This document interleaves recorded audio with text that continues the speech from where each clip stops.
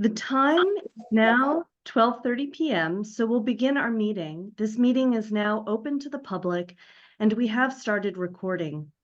We will begin with an introduction to our Spanish interpretation, as well as our language justice statement from Tanya Johnson.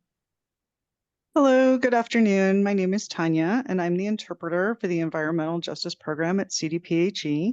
Today, I'm working with my colleague, B. I'm going to read the Zoom instructions and the language justice statement first in Spanish, and then I will repeat it in English.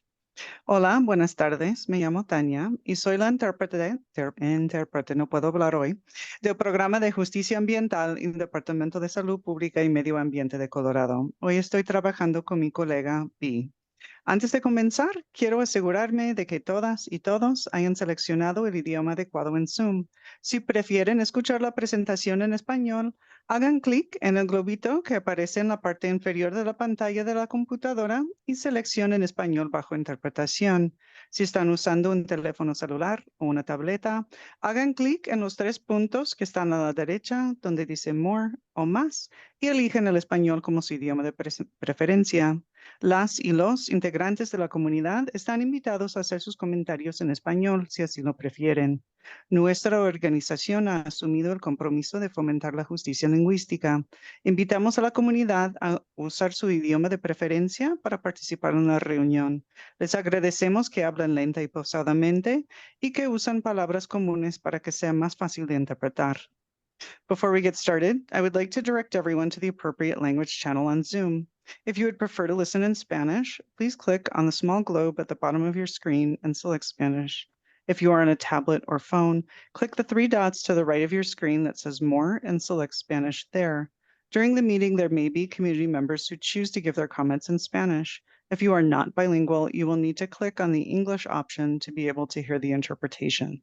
As an organization, we are committed to language justice. We would like to invite community members to participate in the meeting using their language of preference. In order to facilitate interpretation, please speak slowly, pause often, and use commonly understood vocabulary. Thank you so much. Please go ahead. Thank you, Tanya. Language interpretation is now enabled. Next, I'm going to review some quick housekeeping items for today. Please make sure that you've joined the meeting with either your phone or computer audio. Members of the board are panelists and can participate by raising their hand, which can be found at the bottom of the Zoom window. If you've joined by phone, you can press *9 to raise your hand and *6 to unmute. Because this is an opportunity for board members to engage with CAA and department staff, we ask that all board members keep their cameras on. That being said, if you need to tend to something, please feel free to turn it off and step away momentarily.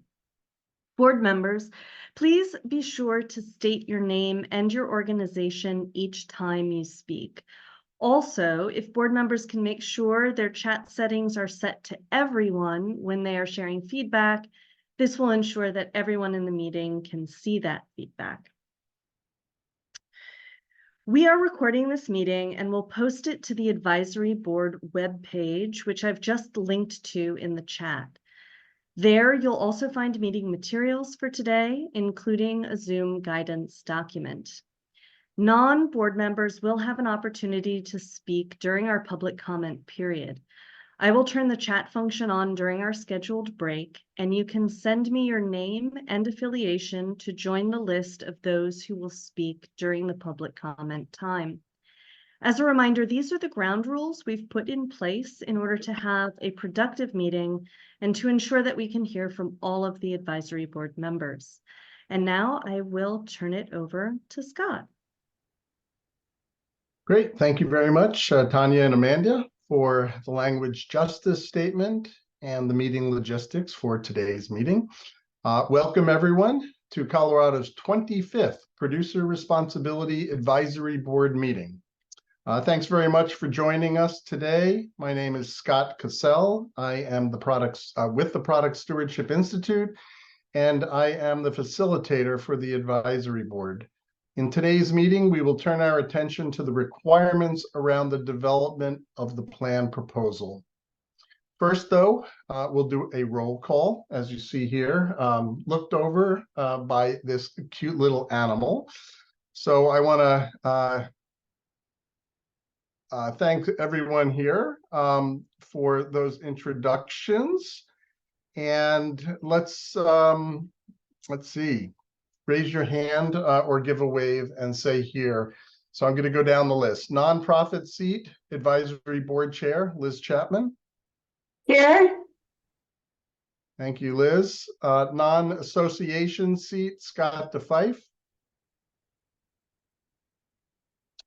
Not present. Non-front range local government seat, advisory board vice chair, Gail Gary. Here. Good afternoon, Gail Gary, City of Steamboat Springs City Council. Hi, Gail. Retailers Association seat, Chris House. Yep, Chris House, Colorado Retail Council. Hi, Scott. Hi, Rick. Chris, thank you. Landfill with recycling seat, Barrett Jensen.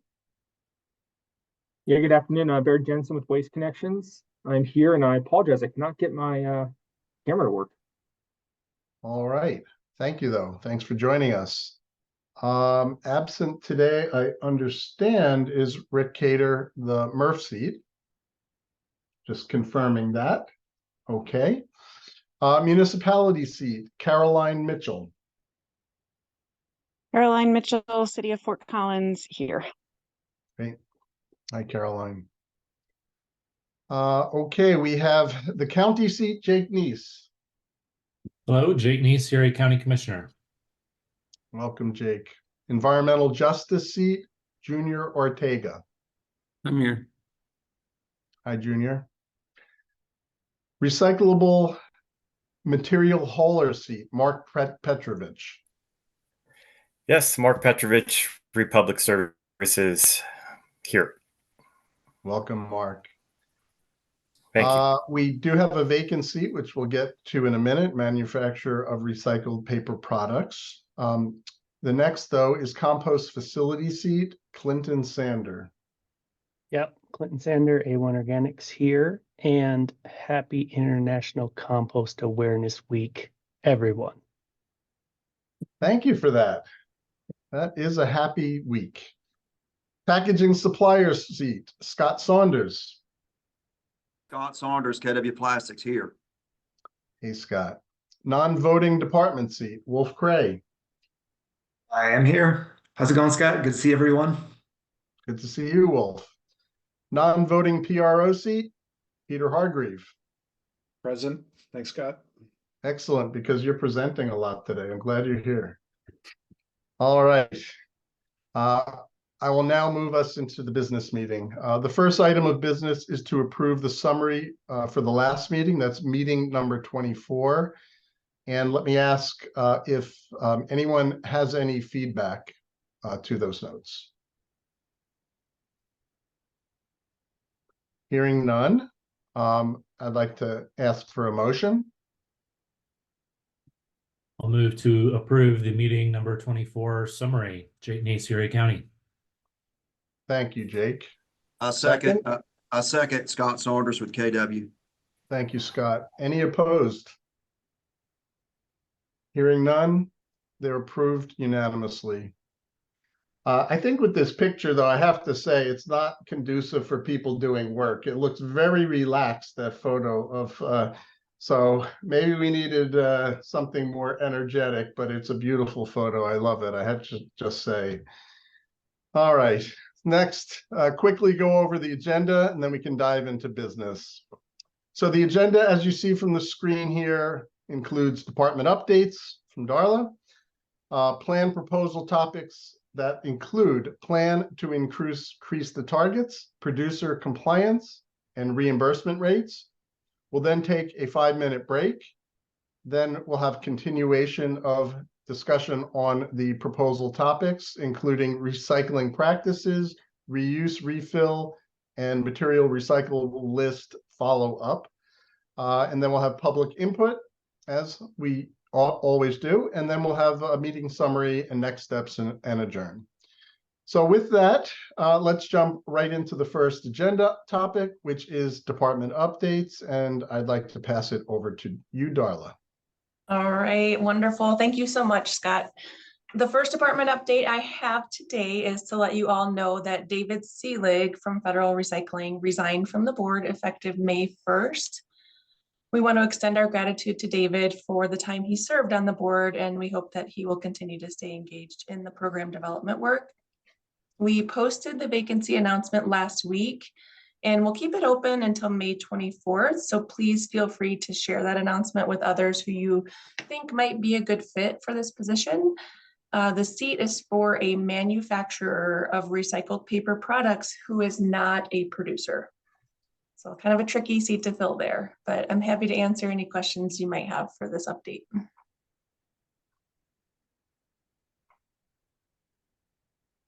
Okay, seeing none, we'll move on to the next department update I have is to let you know that we received multiple requests for technical work sessions to have more in-depth conversations about specific aspects of the plan proposal. Some suggestions included work sessions on the cost formulas for reimbursement rates, compostable packaging, responsible end markets, and eco-modulation. And some other possible topics that could include post-consumer recycled content, reuse and refill, and education and outreach. So these technical work sessions, if the board votes for them, would need to happen during the 4th week of the month, and that's to allow for staff logistics and prep time to occur in between the meetings. There would not be a minimum number of board members necessary to host these technical work sessions.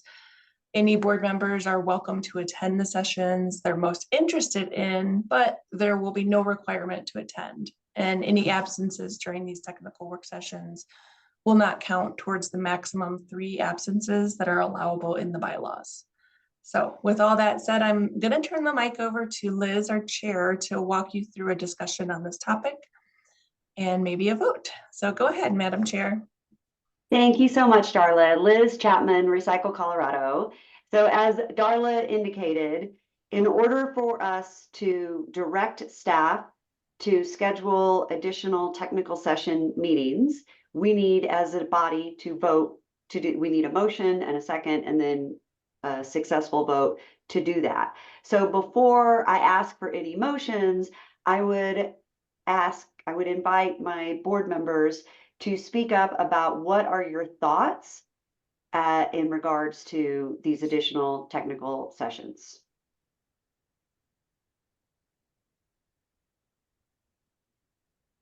Gail, I see you have come off mic. Did you want to chime in first? Oh, no, apologies.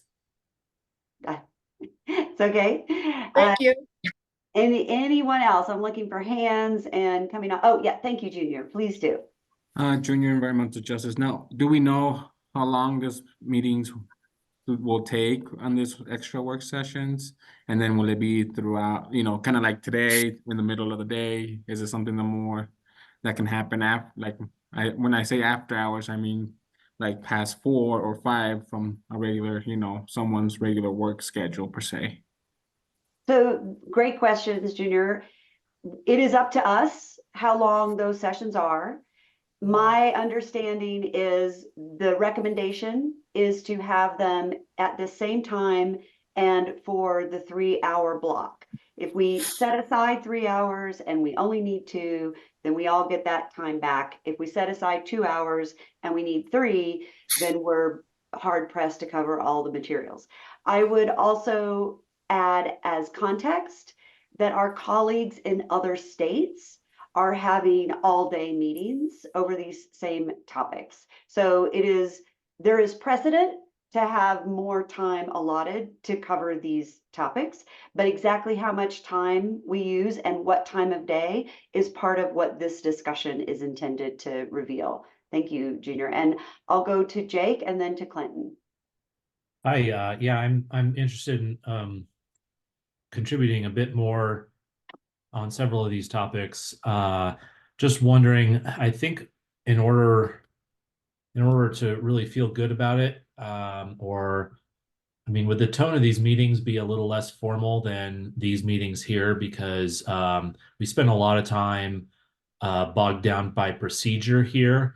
And in order to expand the number of meetings, I would really want to try and have more efficient meetings that have some really specific deliverables or questions that need to be answered.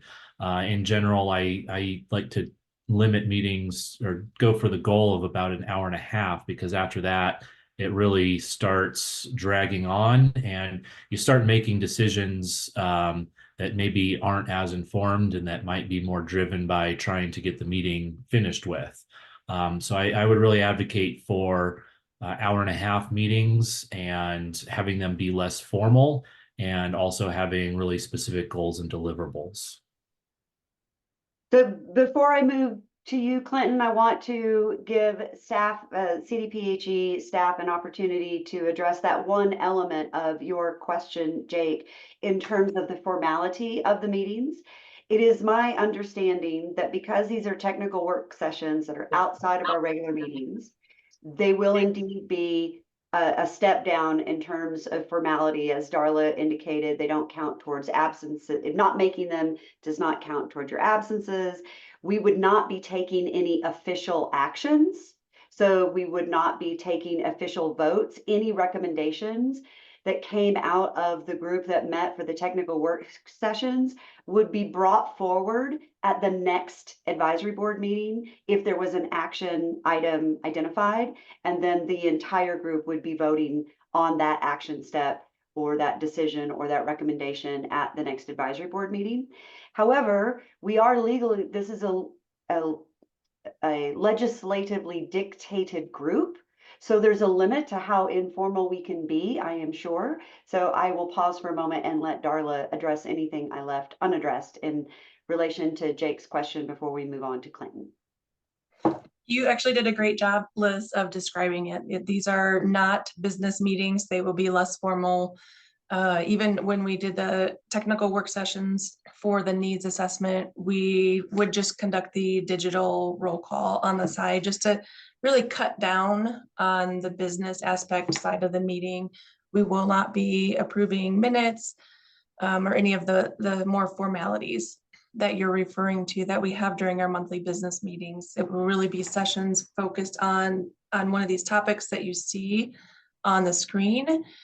And the suggestion is also maybe, so we don't have burnout, maybe we don't choose one topic for the whole 2 hours or 3 hours, however long the meeting is, but maybe we break it up into 2 topics for that day just to shift gears in the brain and have a new fresh discussion. So we have options on how we can set the meetings up, but they are informal, not business meetings where no official decisions or business will take place. Thank you, Darla. Clinton, go ahead.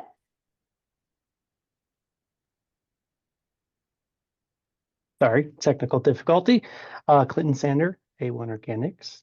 And well, Jake already kind of reinforced some of what I was going to ask, which was having specific topics and questions and even specific challenges that are trying to be addressed so that we can be efficient and utilize the resources that we have here. But I also was going to say I wanted to reinforce the importance of potentially some of these technical work sessions. For me, close to heart, being the compostable packaging, is just understanding. I just want to make sure CAA and everybody on this call really gets a continued good deep dive into the challenges within that space, and making sure that we just get it all out there. So yeah, that's what I'd like to say. I think they are very important, and but I do like the idea of shortening them a little bit so we don't get burnt out. Thank you, Clinton. I appreciate that. And Caroline Mitchell? Caroline Mitchell, City of Fort Collins, wearing sunglasses today because while we're having our long meeting, we might as well enjoy some of the sun here. But that's not the important point. I wanted to share that I found the technical sessions really important and useful when we did them this past fall. And so I absolutely support taking that time for the deeper dive and more conversation in these really important topics. So thank you for bringing it up. Thank you. I do want to acknowledge that Scott DeFife has joined the meeting. Thank you, Scott, for making time for being here. We understand life gets in the way, hence why both Clinton and Jake brought up the point that perhaps we could make these technical sessions not be 3 hours. I am hearing so far of the people who have voiced their thoughts. So far, I'm hearing a sense of support.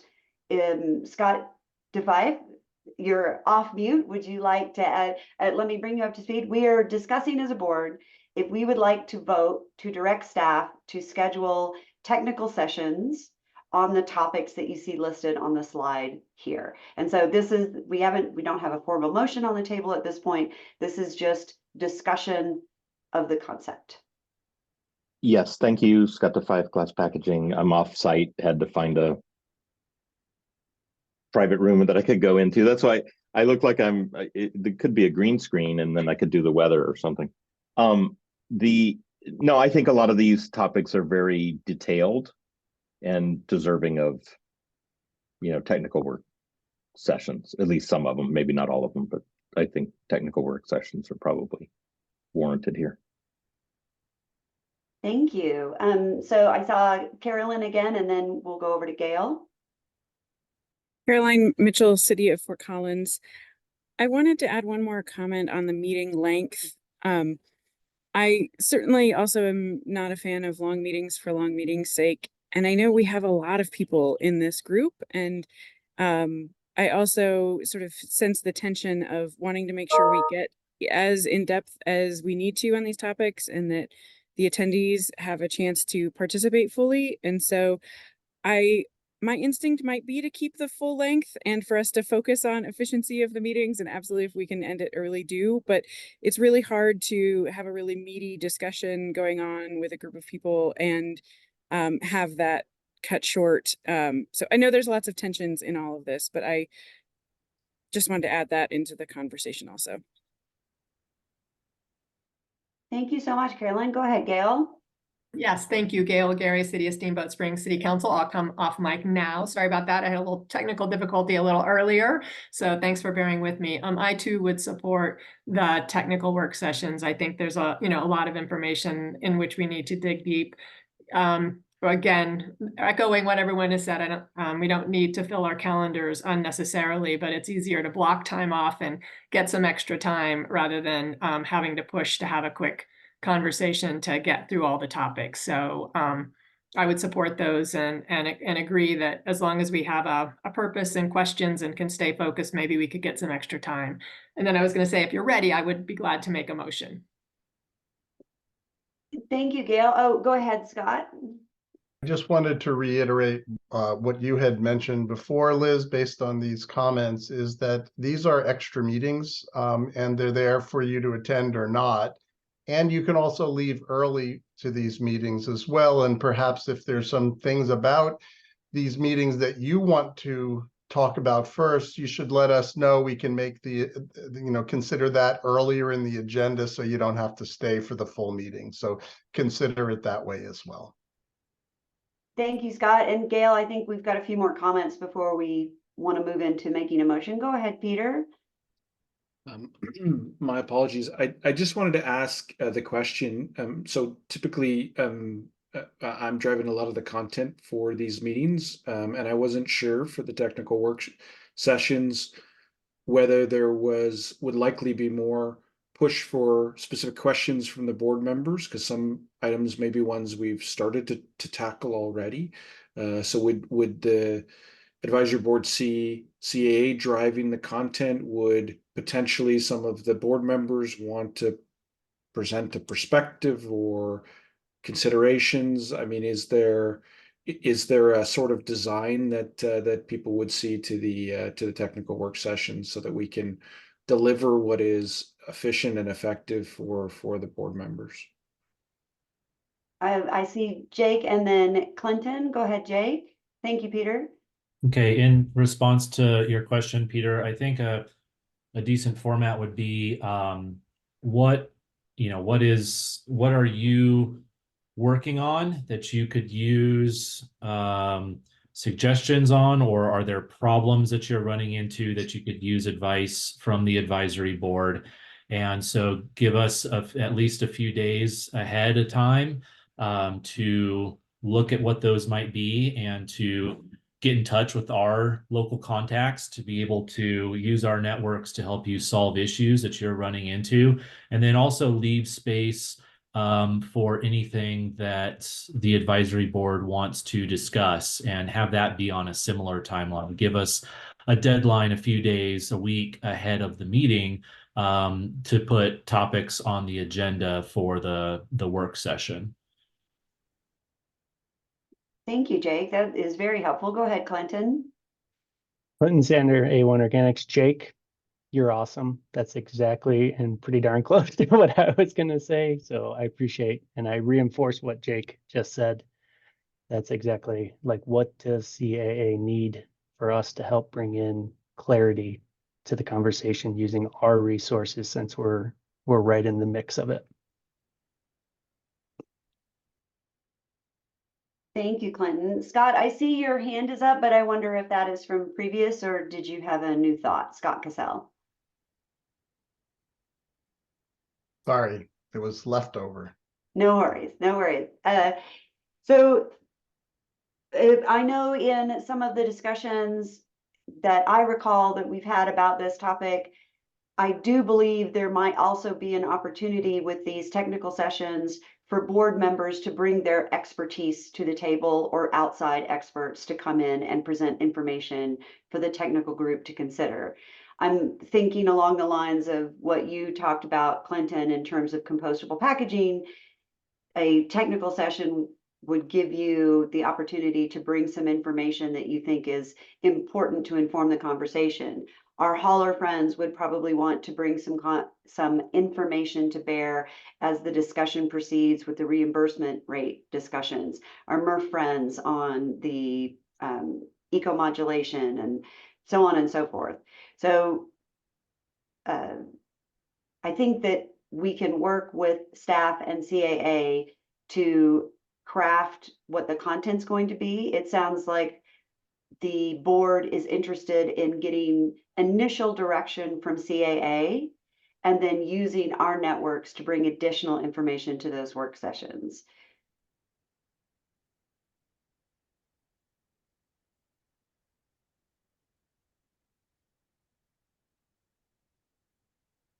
And I don't see any further hands.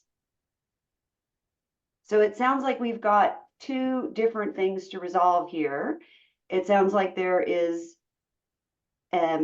interest in hosting and attending and scheduling some additional technical work sessions. And then there is a question about how long should those technical work sessions be. So my suggestion would be, first, if somebody wants to make a motion to direct staff to schedule those meetings for the fourth week. And then the second thing would be more discussion about the length of those meetings.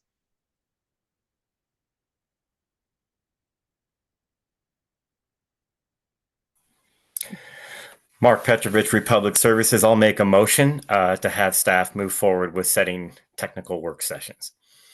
Thank you, Mark. Clinton? Real quick before a second. Sorry, Mark jumped in there real quick.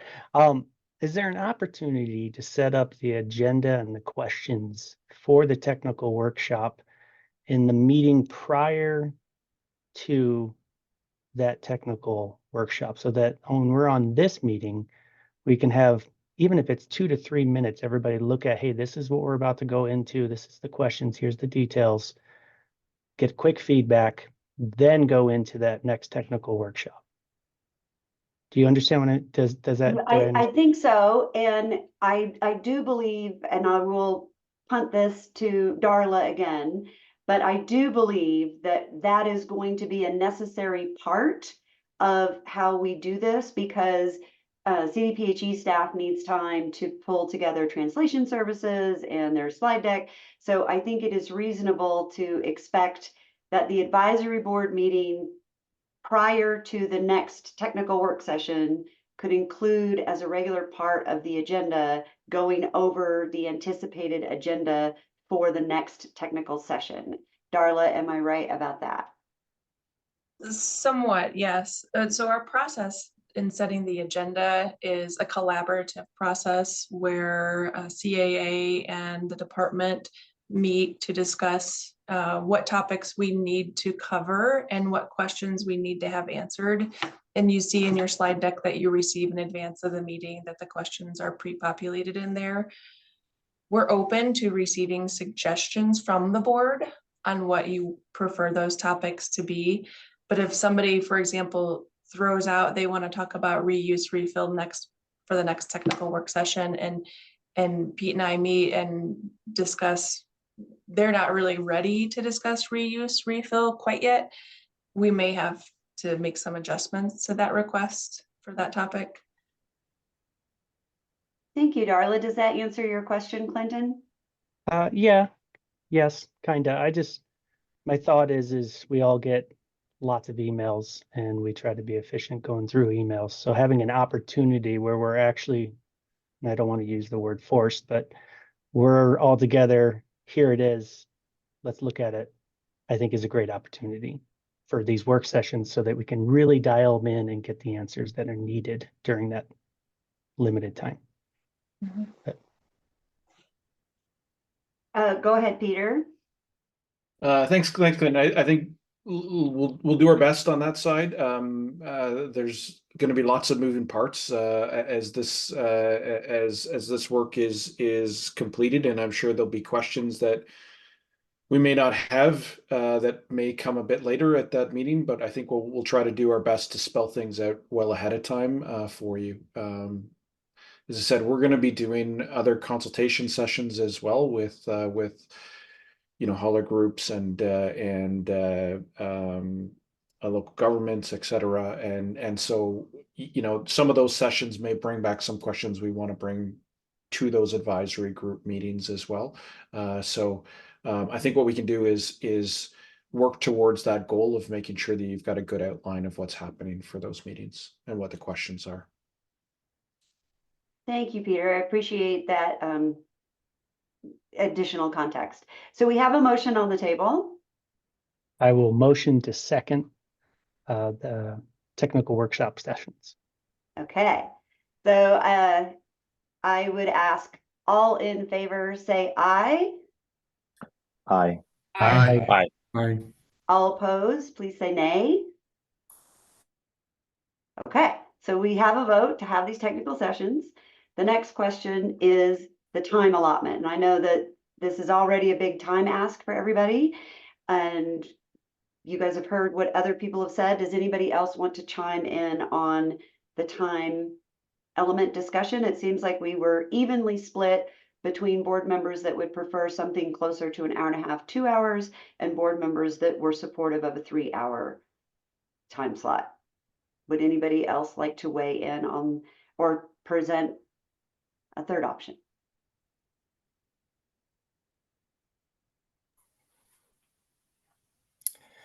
Mark Petrovich, Republic Services. I'm in agreement with Caroline.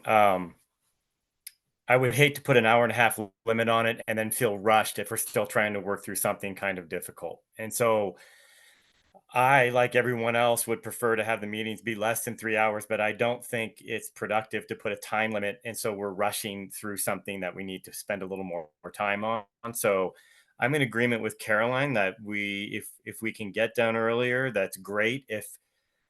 If board members have addressed and been a part of a topic they want to participate in, but if there's something coming up that they don't feel the need or have the expertise to participate, then they're free to leave. So I think we stick with the 3 hour and work backwards. And if we're done early, that's great. And if it takes the full 3 hours, then that's what it took. Thank you, Mark. I appreciate that additional input. Would anyone else like to make comment? Yeah, go ahead, Jake.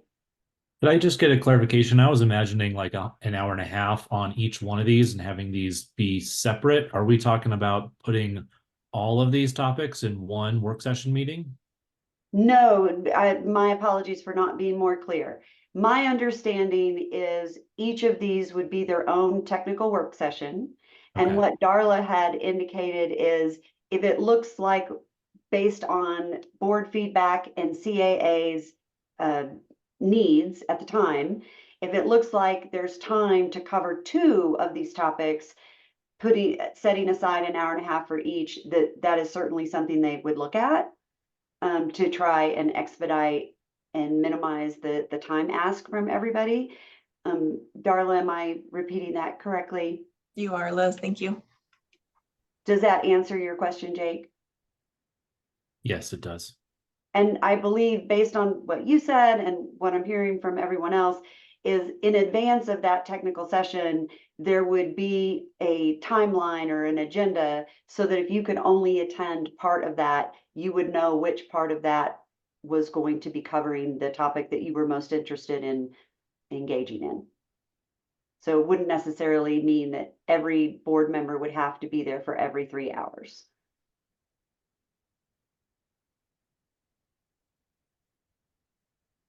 Any other comments?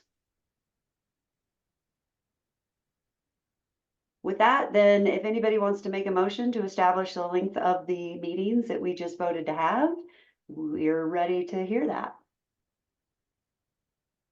Gail Gary, City of Steamboat Springs City Council, I would make a motion that we set a 3-hour time on our technical work session meetings. Thank you, Gail. And Caroline? Caroline Mitchell, City of Fort Collins. I would second that. All right, we have a motion and a second. All in favor say aye. Aye. Aye. Aye. All Aye. opposed? Okay, so we will have technical work sessions scheduled for the 4th week of the month. I believe that staff will send out a doodle poll to narrow in on the exact date and time. Is that correct, Darla? That is correct. Yep. Okay, with that, I will hand this back over to Darla. Wonderful. Thank you so much, Liz, and thank you, board members. That was a great discussion. It's really helpful to hear all of your feedback.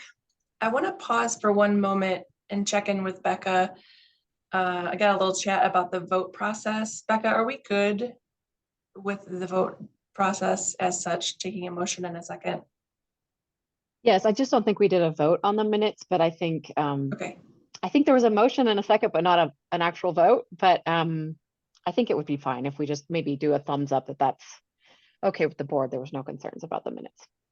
Okay. Liz Chapman, Recycle Colorado. Rebecca, we did a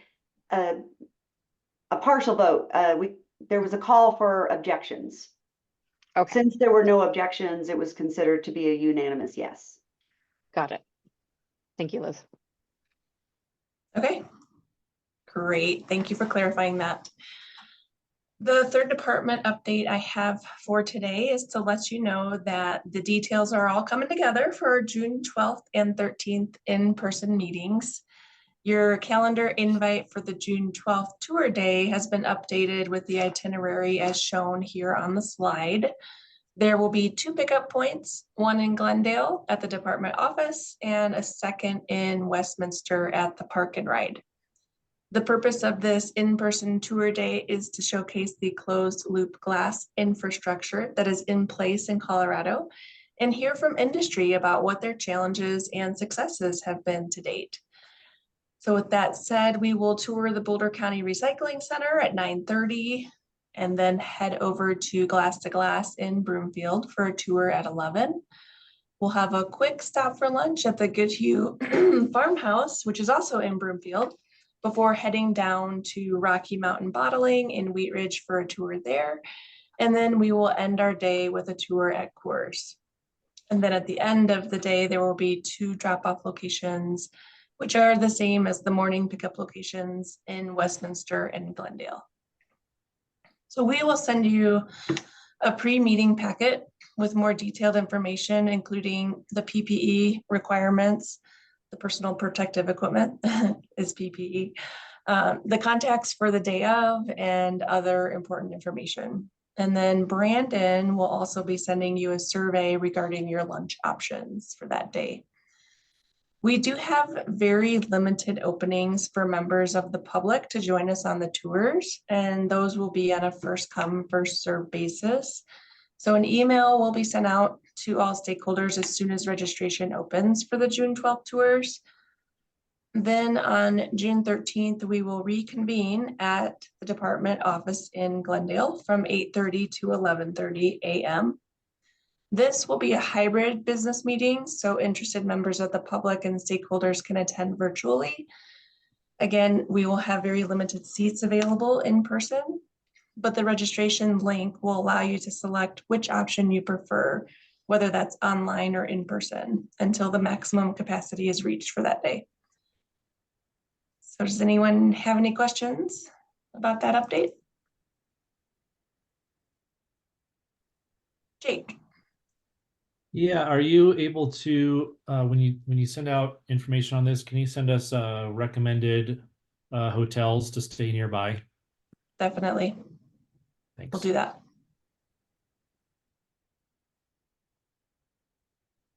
Any other questions? Okay. I am going to turn the mic over to Rebecca Fisher from the Attorney General's office next. Go ahead, Becca. Hello, everyone. Nice to see you. I'm legal counsel for the board and the department on the producer responsibility program, as you know. I'm just going to briefly touch base on conflicts of interest and the board's obligations to disclose conflicts, as well as recuse from decision making on certain items. First of all, I really appreciate everyone filling out their conflicts of interest forms. We have received everyone's, and I think as the program advances into more and more substantive decisions, it's really critical that we keep on top of conflicts. So thank you for your diligence in that. I have a few recommendations just to make the process go a little bit smoother next time. You guys are doing a great job, but I think it would be good to just be clear. Again, as we get forward, what things might rise to the top as conflicts. So first of all, just make sure you fill out your conflicts of interest form completely. And that includes, there's 3 boxes. The first one for direct conflicts, the second for disclosure, the second for potential conflicts, and then the third for potential conflicts recusal. And so just put no or none if you have no conflicts that you've identified in any of those boxes, just to ensure the form is complete. Make sure you sign it too, and make sure everything is completely filled out. Please over disclose any conflicts you might have. Again, we're getting into the super substantive part of the program, which is developing the program plan. And you don't have to be certain that it's a conflict. I just say disclose anything that based on your gut feels like you need to disclose. And I think disclosure is kind of the most important step for avoiding any conflicts. A lot of you may work for corporations that indirectly benefit from the program, or actually may be directly hired to provide or receive reimbursement from the PRO for recycling services. So just make sure you're over disclosing those sorts of things. It's possible your organization might be a subcontractor for the PRO on education and outreach, or provide advice to producers covered by the program. Again, please do disclose that. Or it's possible that the industry you work for is called out in statute to receive funding to improve processes. Please disclose that as well. Again, over disclosure is always best. One other quick note, if you do have an ongoing obligation to disclose any potential conflicts that might arise after you fill out the form, but before I do a formal call for an update. So just feel free to email me saying, hey, this issue arose. I'm concerned it might be a conflict. Again, disclosure is the best. I can't obviously identify conflicts I don't know about. And frequently you're probably going to get the answer that, no, this is fine. Thank you for disclosing. We'll save the record that you've disclosed it and you're doing the right thing. So I'm always available as a resource if you have any questions on what you should disclose, what you believe you should do once you disclose, that sort of thing. So do not hesitate to email me or feel free to call. Liz, I'm going to call you out as a good example. Liz is always calling me and asking questions, and I think that's totally fine. I don't mind that at all. I think it's good to be curious about this sort of thing, and again, being overcautious. So I think that's all I have. Feel free to ask any questions if I think we've got a little bit of time. Thank you.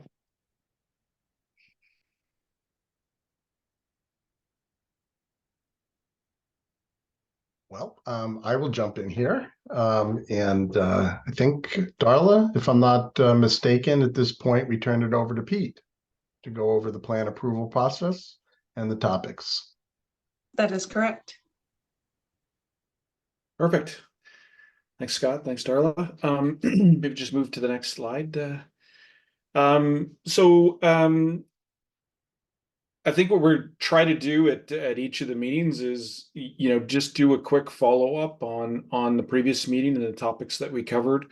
I know certainly there is lots of time to reflect, and so when we're asking these questions, we do have time as this process moves forward to ensure we're getting as much feedback as possible. So we'll start with just going through just a quick follow up on those topics.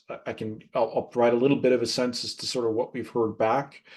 And then we're going to move into the program plan development, some additional topics, talk about increase of the targets after 2035, talk about producer compliance, talk about reimbursement and responsible end markets. Next slide over. So we haven't received a lot of feedback from the last meeting we had. So there wasn't any feedback really on the producer notification outreach side. We did receive some feedback around the comprehensive list of covered materials, particularly around compostable materials. Should we potentially separate a category for food contact and non-food contact compostables? So we did receive a little bit of feedback on that side. For the minimum recyclables list, we did receive some feedback in the meeting around some that were receiving thermoforms and some that weren't, and some that would like to see paper cups moved onto the minimum recyclables list as it is currently on the additional materials list. For targets, we didn't hear really much back yet so far on the collection targets and the recycling targets. Some questions around just simply how the needs assessment came to the numbers that it did. And as well, we didn't receive much feedback yet on the post-consumer recycled content. Now, I understand we're certainly looking at individual sessions, technical sessions around some of these areas, so we may want to more dig into these issues at that time. And then reuse and refill, we didn't hear much back on. So I just want to provide the opportunity just before we get into the newer materials, just to see if there was any additional comments after reflection that folks might have on any of the areas that we discussed last week, or follow-ups that they would like to see us do on that side. Any questions or follow-up for Pete? Raise your hand, please.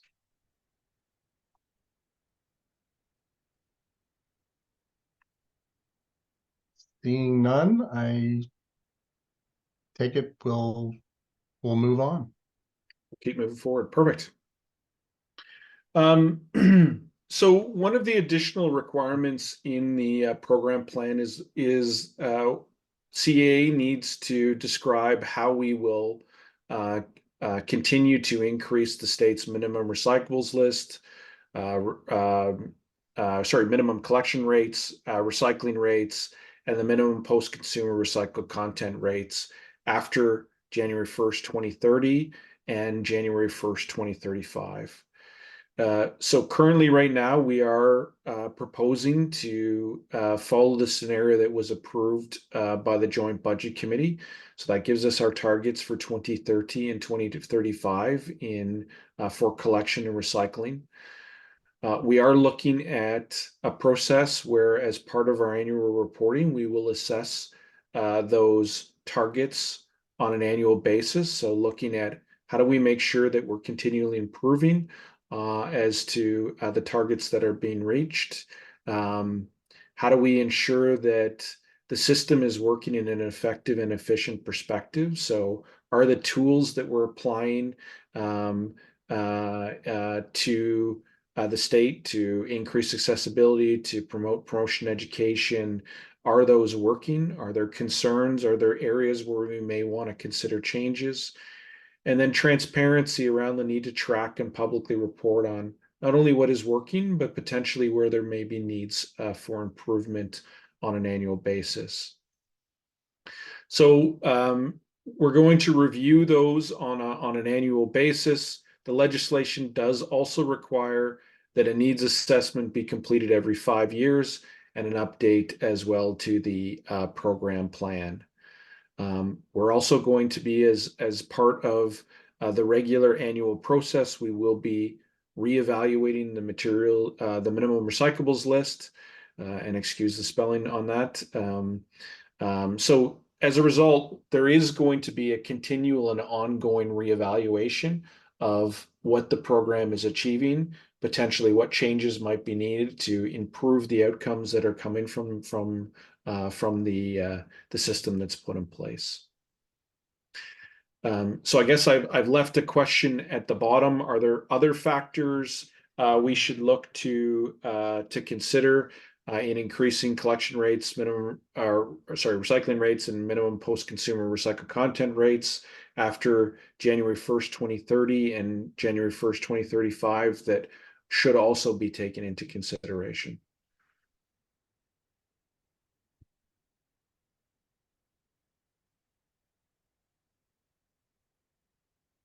Liz? Liz Chapman, Recycle Colorado. So one of my questions, Peter, is I know that the scenario includes doing the best practice education.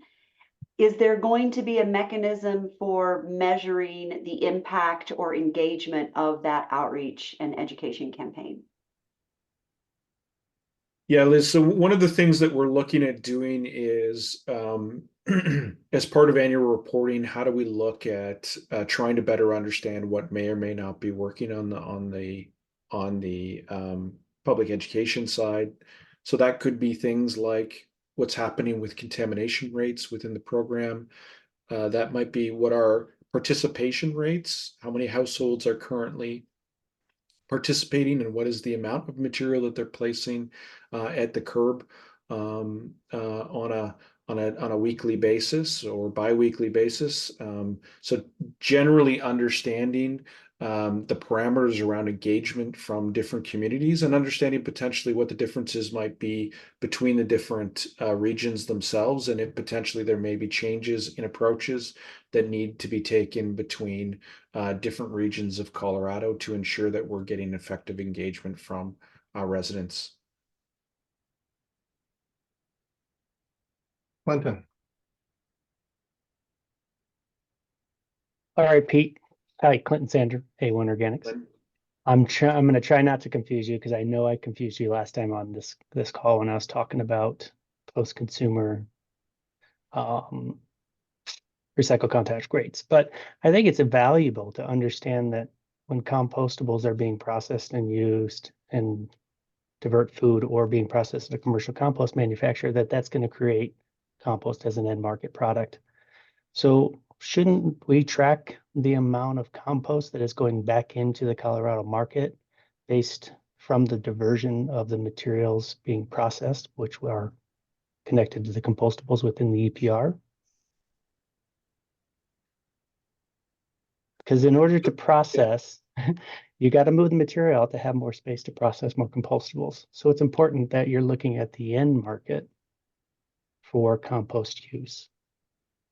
And we got to continue that circularity. I love the fact that it's International Compost Awareness Week and we're talking about this, but the circularity of that system to process these materials has to be supported with end market use of the finished compost.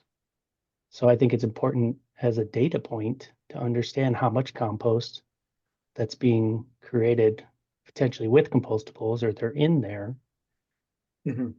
is being tracked on the end market use within the state. It's kind of like post-consumer content, recycled content in a sense. That makes sense. Yeah, it does. I think there's a couple of questions in my head. One is, I'm assuming the infeed is relatively small compared to the overall compost that you're dealing with. So is there, first, is there a willingness from the compost industry to provide that type of information around markets and materials? But I think that's something certainly I think we'd be willing to look at, Clinton. It's just and the questions in my head are more about, would the organics processors be willing to share that information? And how might we set up some kind of way to get that information, that feedback through? I think some would be, I mean, and again, it's a little bit more complicated, and that's part of the reason why I really appreciate the task force that's going to be diving into specifically compostables. Because again, I think you're going with percentage of compostables for the volume of the material coming in if they're commingled. Yes, that's true. They might be less, but the operation costs, the potential contamination challenges, the hands-on that you have to have involved in that is more expensive. So you still have to support the end market use. But I think it's a big conversation that needs to happen, and it will support the compost manufacturer with end market use. And that's really important. Yeah. So I think this is a helpful one potentially for us to explore, Clinton. The only other question I think I would ask back to you would be just simply, the board visited your facility, your site. You were doing some materials that potentially, not at the time we were there, could include compostables. And then you had a section that was doing, I think, mainly biosolids and things like that, to a side. Are you including all of those materials? Are they all getting reported on, or is it just one section? Is it just the part that's dealing with the compostable packaging? So your question is, do we report back the volume and quantity that we're processing in each section on the site? Yeah, are we looking at total picture? Because not all of that material is going to have compostables attached to it, I would assume. Correct. But even if yes, and so I'm not saying that we have to support all of the compost that's being created from the different feedstocks here at A1, for example, but we need to support the end market of the compost that is being created or being mixed into the compost for compostables. It's part of the bigger challenge because you're limiting that market. Potentially only certain people are going to buy it.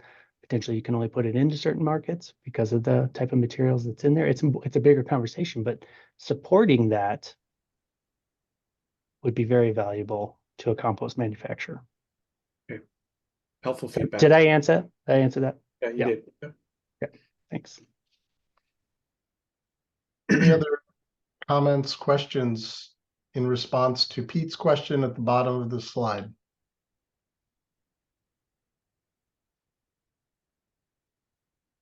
Okay. Why don't we keep moving along? So producer compliance. So the program plan requires that we describe how the organization will track compliance among producers, and will collaborate with the executive director to bring producers into compliance. So I think as we look at initially at the approach to compliance, we would be looking at potentially taking a risk-based approach. So focusing on the risks that arise from non-compliance and guiding the appropriate resources to minimize risks and maximize compliance. So how do we make sure that we're looking at the major issues of compliance concern, and how do we look at what the best tools are to bring that in line? So, initially that will mean, how do we make sure that we focus on educational activities to make sure that producers in the first place understand what their requirements are, to register, to report, and potentially provide data, verified data, and report back to us when there are questions, and to pay fees. So the initial focus would be those activities. Compliance, we'd look at monitoring in different ways. So there's issues potentially around compliance with registration, with reporting, with the payment of fees, with compliance and ensuring that there's proper documentation, and potentially around audit requirements from producers. We will monitor, or will look to potentially monitor, by conducting periodic operational and record audits, as well as undertaking an ongoing assessment of the market. And by that, I mean, what are potentially new products, brands that might be brought into the market that may not be compliant with the current regulations. When we do find potential non-compliance, we will send a notification to CDPHE after a certain internal compliance process and timeline have passed. So we want to first make sure that we are doing outreach to that producer to educate them, to bring them in compliance. And after that, we would look to move that to CDPHE. We'll post on our website a list of compliant members and report to CDPHE on a regular basis to make sure we keep them up to date with the newest information. We will also have personnel that will be assigned to work with producers to make sure that, again, we cultivate relationships, we foster communication, and ensure transparency so that we identify issues as soon as possible, and deal with those issues as quickly as possible.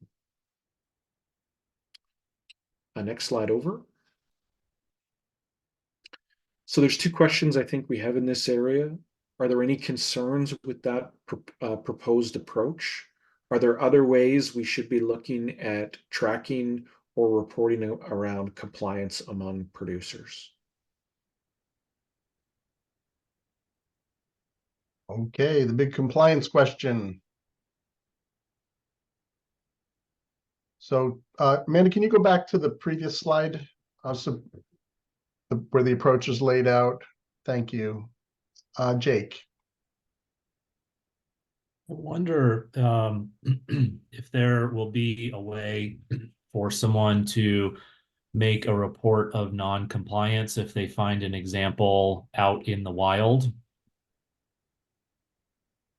Sorry, so I guess you're sort of saying, is there, for lack of a better way, is there a snitch line that could be attached to our website to report potentially non-compliance? Yeah, I guess you could put it that way.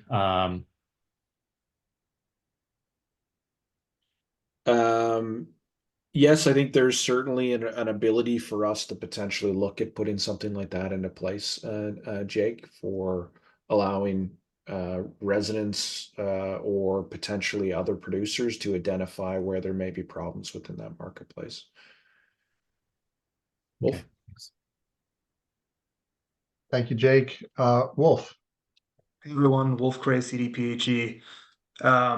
Depending on what CAA decides to do, that's certainly up to them. Ultimately, it's the department that's responsible for enforcement and oversight with the program here. Folks can always reach out to, we've got like our basic complaint line. That's certainly an option, or the EPR inbox that everyone's got that contact for.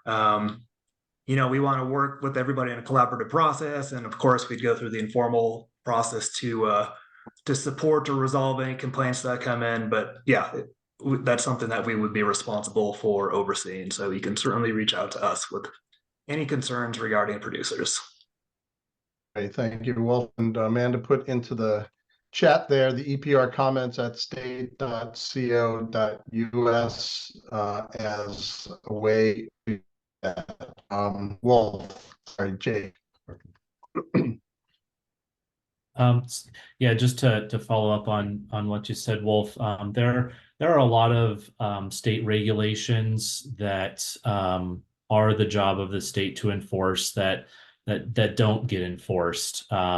We see a lot of that on the western slope. I'm thinking about like the plastic bags, no idling, rolling coal, that kind of thing. And when people see that, sometimes I get contacted and I say, yep, that is a clear violation of a state law. And there's just not a clear process on how to get a resolution to that. So if the proper process is to contact EPR comments at state.co.us, then I would just want to make that really clear to the public that they could submit a complaint there and make sure that they actually get a response and it doesn't go into, you know, a super busy inbox that doesn't get checked. Hear you loud and clear, Jake. Thanks very much. Just to clarify, the plastic bag ban is actually enforced at the local level. We don't have authorization for enforcement at the department. But I hear what you're saying, and we certainly, you know, welcome and receive all public comments and complaints. So thanks so much for that. Thank you, Jake. Just the two questions again. If you still have perhaps some comments, are there any concerns about the approach that Peter here has put forth? And what other ways should CAA look to track or report compliance among producers? Gail. Yes, thank you, Gail, Gary, Steamboat Springs City Council. I'm curious if there was any consideration given to listing the kind of the companies that were not in compliance on the website. So Gail, I don't think we would, certainly, I don't think CAA would do that. I think there are certainly legal considerations around that. We have no ability to enforce. And technically, we're not the ones responsible to assess compliance. So that's CDPHE's role to assess compliance. We can try to take the steps ahead of time, and that's certainly what we're trying to do through the process that was outlined. How do we internally try to move the sticks as far as possible, so that there's, you know, resources expended towards trying to bring these producers online, and then at that point we have a concern that a producer may be non-compliant, and then we have to go to CDPHE for them to establish whether yes they are out of compliance or no they're not. So I guess a follow-up question on that, to the extent that you will list companies that are in compliance on the website, just, you know, kind of have tracking with that, I guess, in terms of that does, you will be in, I guess, conversation then with CDPHE from that perspective, correct? Correct, yes. Yeah. And you would just... The idea would be to provide them with regular updates. We would assume that that list will change on an ongoing basis throughout the year. And so we'll need to keep them updated on that side to ensure that they understand who is compliant and participating within the program. Okay, thank you. Caroline. Caroline Mitchell, City of Fort Collins. Probably a Peter question, but can you give us a sense for, I'm assuming part of compliance is figuring out the denominator of who should be included in the program. And that's outside of my area of expertise. Can you give us a sense for how, I know you have experience with lots of other programs. Is that a hard thing? Is that a thing that is like, is that list of the producers fairly known? Can you just give us any context in that piece of this for us? Like, yes. I think over time it becomes easier. You start to establish a list. So establish programs. So there's programs right across Canada. And so there's kind of established lists of who is selling into each of those marketplaces. You may have some oddities, companies that will only sell into one or two provinces. And so, you know, that may be different. But a lot of the companies are selling into most of the provinces. So, you know, part of this as well is going to be us understanding as well producers that might be registering within, you know, California and Oregon, and making sure that we're checking and making sure that we're ensuring that those companies are registered.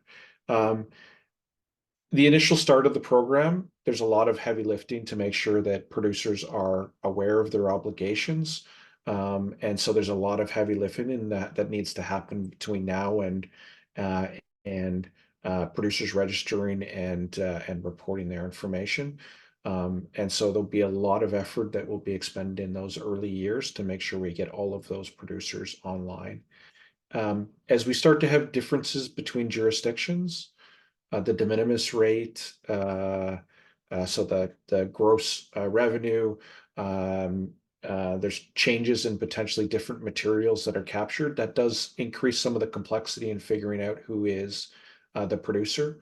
But as I said, we're working in 3 states right now, so there's a lot of effort right now going into identifying who those producers are, and focusing at first on obviously those largest producers and making sure we bring those all online. Thank you. Any other questions now, or we can move on to the next, which is reimbursement. Okay, looks like we should move on. Thank you, Amanda. So I'm going to walk through reimbursement, and I'm going to do it in a couple of steps. I'll just talk briefly to the requirements that are in place. This is pretty direct from the legislation as to what's required. I want to talk about some questions that we want to ask, because there is a couple of questions, and just want to position them, and then we'll get into some of the considerations we're looking at. I've included some jurisdictions and how reimbursement is provided in those jurisdictions. But if I can be, and hopefully I don't become too repetitive on this, the examples we're bringing forward are examples that are what's happening in other jurisdictions. When we look at jurisdiction to jurisdiction, they're all different. Part of the reason for our needs assessment was understanding what the current situation is in Colorado. And so Colorado is much different than most of the jurisdictions, or all of the jurisdictions that we've talked about. And the reimbursement systems set up in each of those jurisdictions is partially based on the context of each of those jurisdictions. So I just want to provide those examples, not as this is a direction we're going to take, but more as an indication of here's what some other jurisdictions do, and consideration then for the group to say, are there any elements to those that potentially might be elements that could work in some way in Colorado? So the requirement with reimbursement is we have to include in the program plan reimbursement rates for 100% of the net recycling costs of the recycling services provided by service providers under the program, consistent with the convenience standards that are laid out. The reimbursement rates must be calculated on an objective by an objective cost formula or formulas. And again, we may have a different formula based on, for example, one jurisdiction versus another. It could be different from depot to curbside, lots of different ways that reimbursement could look different. We need to incorporate the relevant cost information identified by the needs assessment, be calculated on a per unit basis, such as per ton, per household, or some other unit of measurement. And we need to take into account lots of the things that we talked about as part of the needs assessment, things like regional recycling cost, density, the types and number of households being serviced, so single family, multifamily, the collection method used. So that could be single stream, dual stream, depot, revenue generated from covered materials, the amount of inbound contamination that might be within those materials, and then other demographic factors. And so I think when we looked at the needs assessment, there were certain factors that came out of the needs assessment, things like university towns, and potentially how collection was provided around those colleges. We need to describe the process to evaluate and revise those cost formulas, a schedule of reimbursement rates for service providers that elect to participate in the program and be reimbursed by the organization for providing services. Next slide over.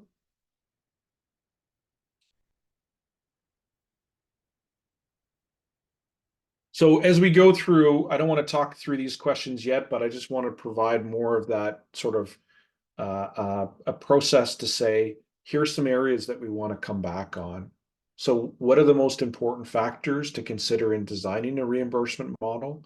And again, as we talk this through, that might be different for different elements that we're talking about. Might be different for collection, might be different for processing. Understanding some of your feedback in those areas would be very helpful. What metrics should should the reimbursement model be based on? Per ton, per household cost, or household type? How do we improve and expand the current collection of data tracking of material by local governments and the private sector to facilitate a fair reimbursement model? So I think this is certainly trying to take into account, we know currently right now that there are parts of the system that aren't necessarily, there's not a lot of tracking necessarily that might be happening. And so how do we look to improve those? How do we incent continuous improvement and innovation within the sector? So on the collection side, that might be, how do we incent improvements to the collection system to ensure that there's less contamination within the materials that are being collected? At the recycling facility, the processing side, we may look at how do we improve yields of materials that are being provided. How do we incent improved levels of worker safety, health and safety? So how do we look, and the legislation certainly talks to this around, how do we try to incent better practices within the sector? How do we overcome some of the challenges with subscription-based services related to material chain of custody, data reporting, and the party eligible for reimbursement? So we know potentially that right now, some of the subscription services that are being offered do collect from multiple different entities, some of those entities that are not in the purview of this program. So how do we address some of the challenges that might come with some of those systems as we look to capture that material and those entities that are being provided services? And then how do we incent reduced material stream contamination, which is somewhat dealt with already under the continuous improvement side. Next slide.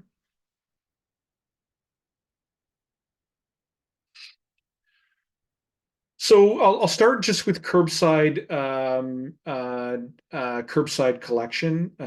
So in the needs assessment, we certainly did see that there is large differences in costs associated with servicing those different parts of the state. So we know for sure that there are differences around the geography within Colorado, and that potentially increases the cost. Wear and tear of vehicles in the mountains. You've got differences with geographic divides in the movement of materials. So we certainly know, and population density will fit in to those geographic locations to some extent as well.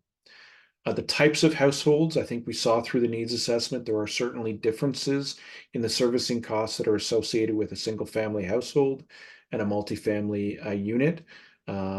Obviously, different densities, different collection methods that are being used for those different facilities. We have different contracting methods that are happening out there, and that certainly will or potentially can have differences in how we want to approach reimbursement. So we have municipally delivered servicing. We have municipally delivered servicing that is contracted to a third party, and the third party delivers that servicing. We have a large part of the state that is under household subscription, a sort of household subscription model. Either that's a municipally approved list or that's an open market. And we do see a little bit of that as well happening within HOAs as well. And then we have areas that are potentially have no servicing at all, and we're looking to bring servicing into those areas. We definitely know contamination levels are certainly an area of consideration around pricing. How do we get those contamination rates? And then special consideration sort of fits into that bucket of there may be special services that are provided. I talked about colleges around, separate collection that might be happening on that side. There may be some other different services that are taken into account for people that may have trouble getting their bins to the curb because of medical reasons or otherwise. So we want to make sure that we take some of those pieces into account as well. Next slide over. There are differences, some differences in the types of containers that are being used, and that fits with single family, multifamily, but there are definitely some differences in the container types that are be used, differences in the collection method, although the majority of the state is using a single stream approach. There are certainly dual stream systems that are out there, and how should we take those aspects into consideration?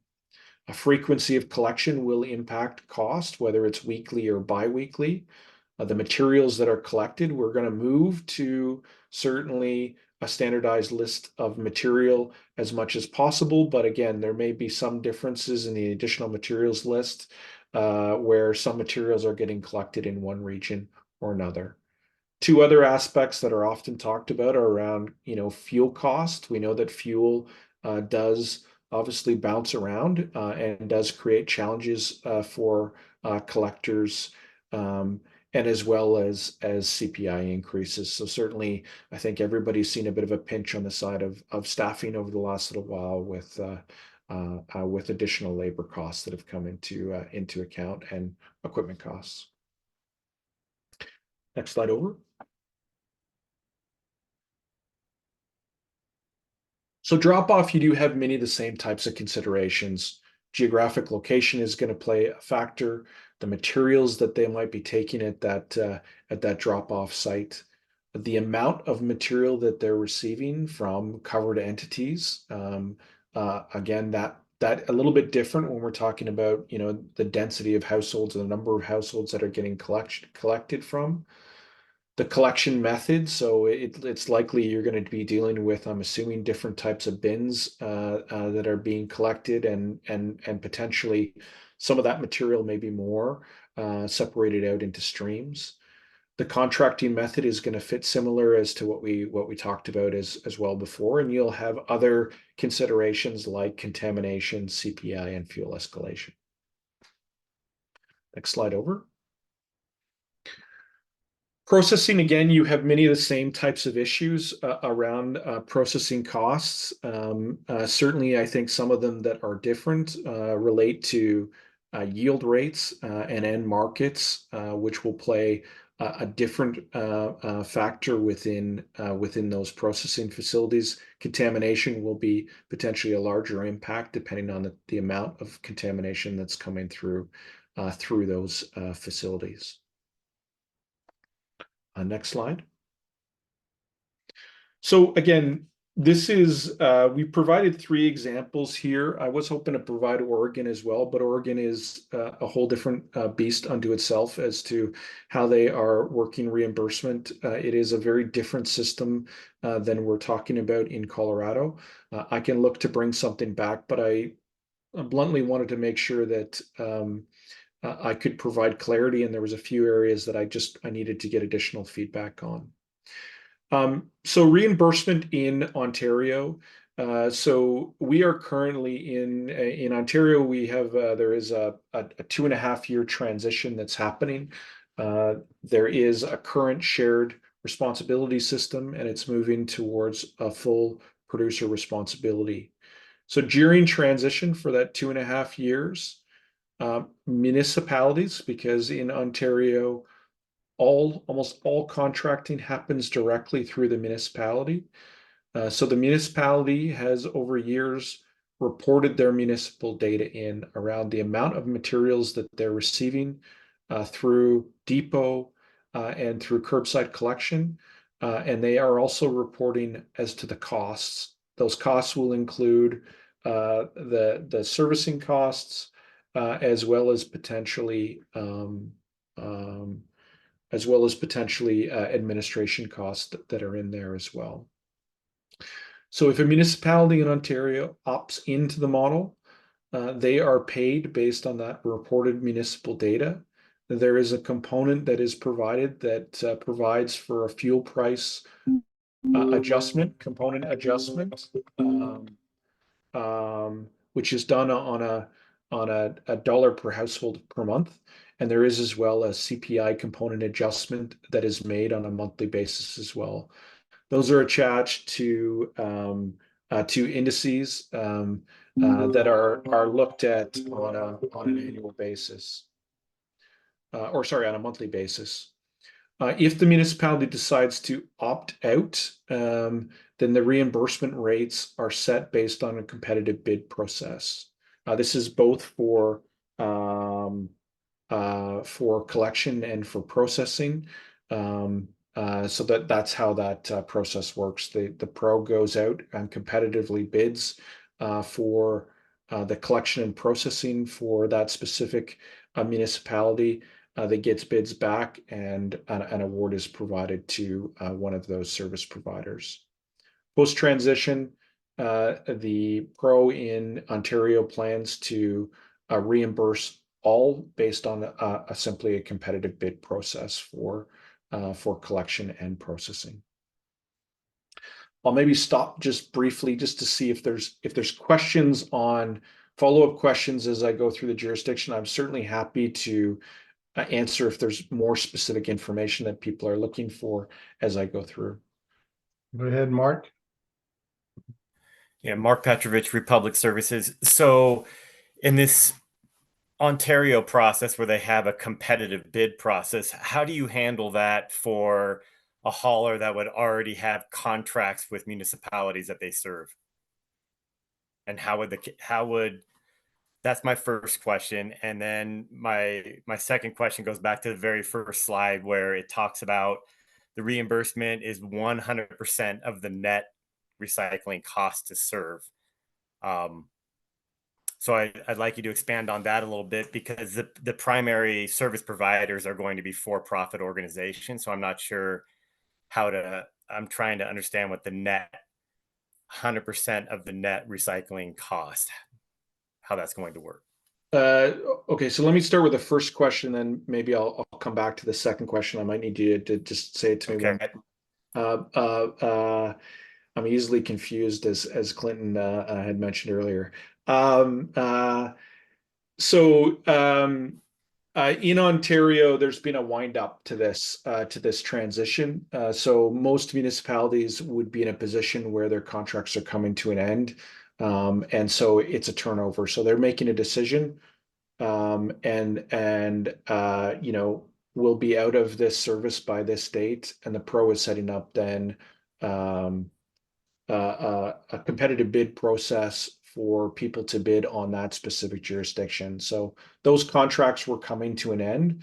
I can't speak to Colorado in the sense that I'm just sort of providing the example of Ontario, where that's the way they did it. They sort of said, as contracts come to an end, municipalities, will go out and rebid this area out, and we will then award the contract based on their awarding criteria. So on municipalities that put solid, because the bids that cities do include solid waste and recycle, right? So are we suggesting that they would separate, like the cities would bid the solid waste and organics collection, if that's included, and then recycling would be separate? Is that how the process would work, or would it all be one? And I have a concern when you say the pro will be making a decision, deciding on a municipality's behalf of the hauler they want to contract with. Yeah, so Mark, I can elaborate. And again, I want to be very, very clear. This is not what CA is necessarily proposing. I'm just providing the examples of what's happening in other jurisdictions. So if a municipality in Ontario opted in, those costs that are reported on are the costs of the contract that's in place with that municipality, plus potentially some administrative costs, et cetera, that are in that. Or potentially, if that municipality was reporting on, internal servicing that they were providing, that's what they would be paid on those actual costs. In the case of those that opt out in Ontario, yes, the pro has gone out with competitive bids and an awarding schedule as to how those contracts would be assessed and awarded.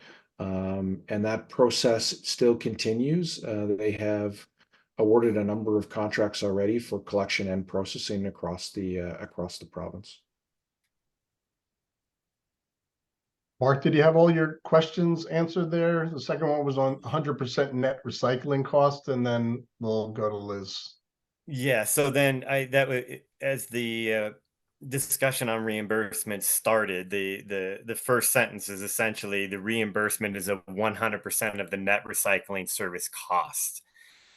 And I represent haulers, right? And the majority of haulers that are providing the service are for-profit organizations. So I'm trying to understand, because the way I interpret the net recycling cost to serve is that basically is just covering costs, right? There's no margin in the P&L on how these businesses operate. And we don't need to get into the weeds on this. We can shelf this for when we get into the side, when we, as we discussed earlier, as we're going to kind of dissect these a little further. But I just want to put that out there as I'm trying to understand, am I understanding that language correctly, or am I misunderstanding that?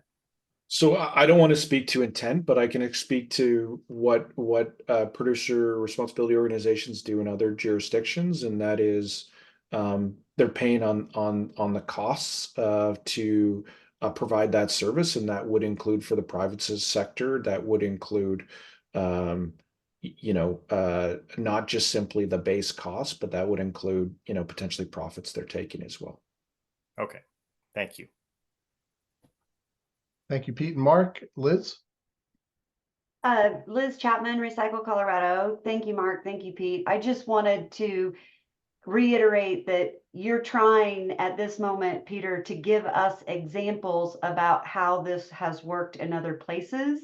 Yes. You are not trying to say this is what is being proposed in Colorado. No, and I want to be abundantly clear. I mean, this type of an approach would not work in Colorado, because a large part of the state is a subscription-based service, and this wouldn't work for that subscription-based service. So again, I'm just trying to provide a flavor, because part of, I think, as we move forward, there's a question to say, are there other examples we can take from other jurisdictions that might provide some basis for some ideas?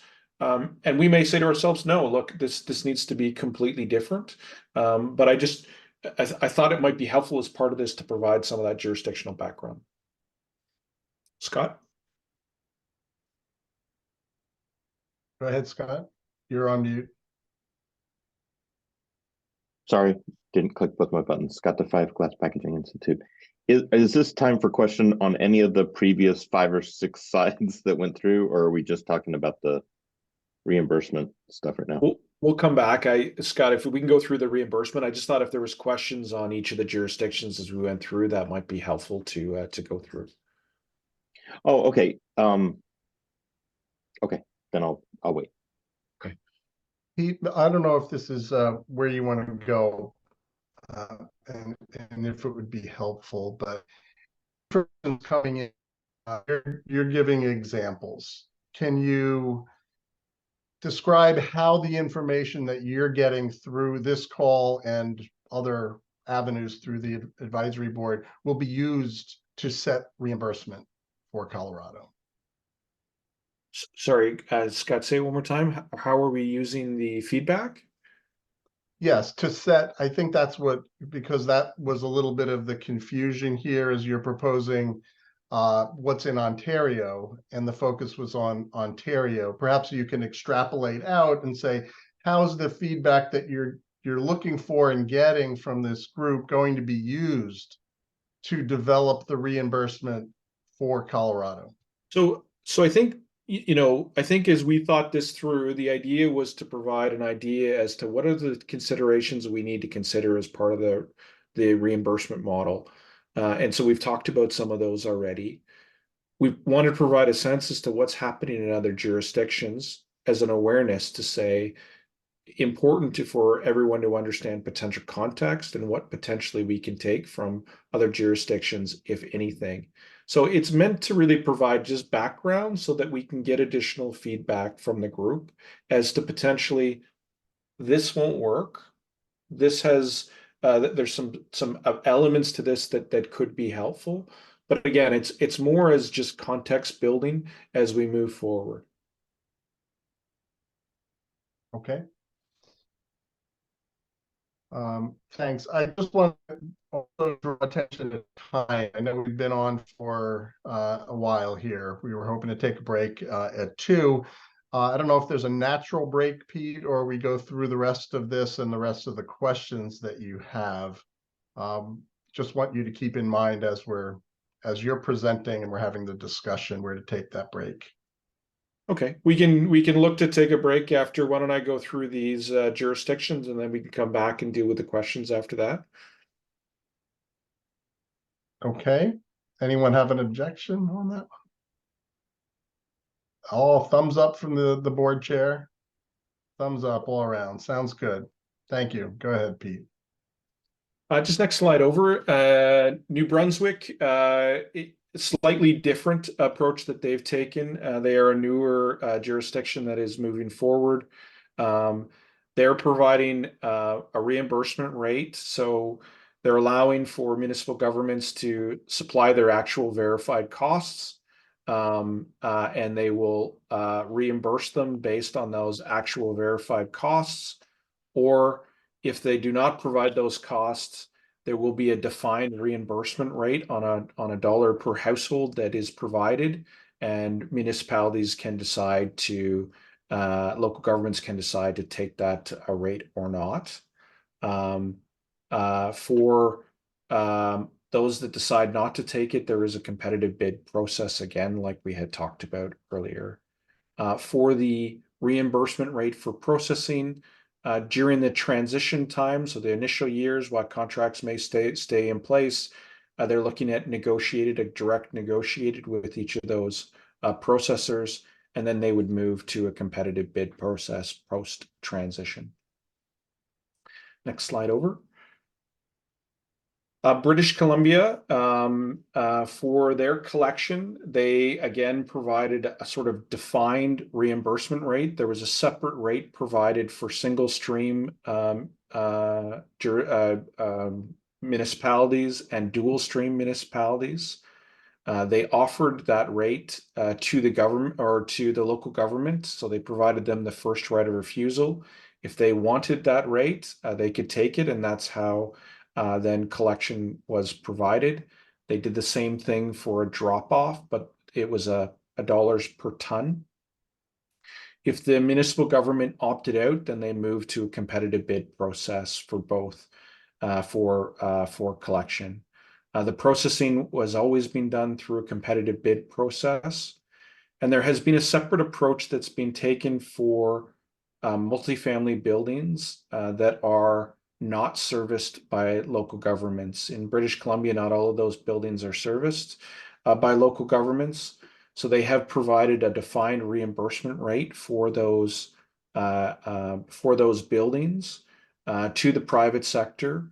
But there have been some requirements around that they have required in British Columbia that they can only collect material from those multifamily buildings as part of their route. So that has created, in some cases, there's been some take up, but there has also been areas where the take up has been low because private service providers do not want to cut up routes that they've already got where they're servicing private commercial entities as part of those routes. So it impacts the density of their routes, and so they have chosen not to take up that reimbursement rate. So that's just sort of a broad overview of some of the approaches that are being taken. As I said, context is very important. It is a much different landscape in Colorado than it is in any of the Canadian jurisdictions that have implemented, or for that matter, if we were to start to look at European jurisdictions where local governments tend to contract out servicing as part of their jurisdiction. So this does create a difference and a need potentially to take a different approach on how reimbursement might be provided. And maybe, Scott, I can stop there unless there's questions that I can answer, and then we can come back to the questions after a short break. Okay, let me just, are there any burning questions, or can we hold those till after we take a break, give everyone a chance to do their bio breaks and other things, and then come back fresh with the questions? Seeing none, we'll start the break here. Amanda, if you can start that up for us, that would be good. Thank you, Chris. I know he's got to leave for lobbying at the Colorado State Capitol. So have a good rest of the day, Chris. Thank you. Yeah, thank you, Scott. Members of the public, the chat is now open. If you would like to speak during the public comment period, please send a chat to hosts and panelists with your full name and your affiliation. The chat function will remain open until the public comment begins. Please note that the public comment period is not a time to ask questions, but rather it's for feedback. If you do have questions, please email them to eprcomments@state.co.us, which I will put here in the chat. Board members, please be mindful of the time and return promptly. We will see everyone back here in 5 minutes. Thanks very much. Okay, welcome back, everyone. And we're going to move right into, Pete, do you want to finish up British Columbia here, and then we'll go into the questions, or are we ready to go into questions? No, we can move into questions. Okay. Yep. Next slide, please.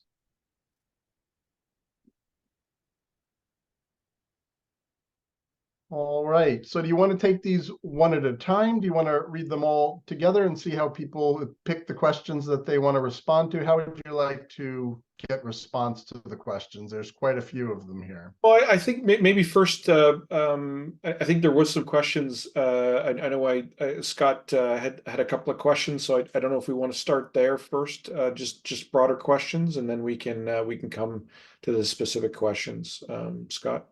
And I'm happy to sort of, if there's specific areas, instead of going one by one, if there's specific areas that members want to choose to provide comment on, we can sort of, we can start where the most attention is. I'm happy on that side. It is very flexible here, folks. So now Scott, I guess that was Scott DeFife. Is that who you were suggesting had a question from before, perhaps? Yes. All right. Scott's on mute still. I'm not sure he's back. So let's open it up to others. Any questions? And here are the questions that Pete would like comments back to in response to these questions. Mark. Mark Petrovich, Republic Services. So important factors in designing reimbursement model.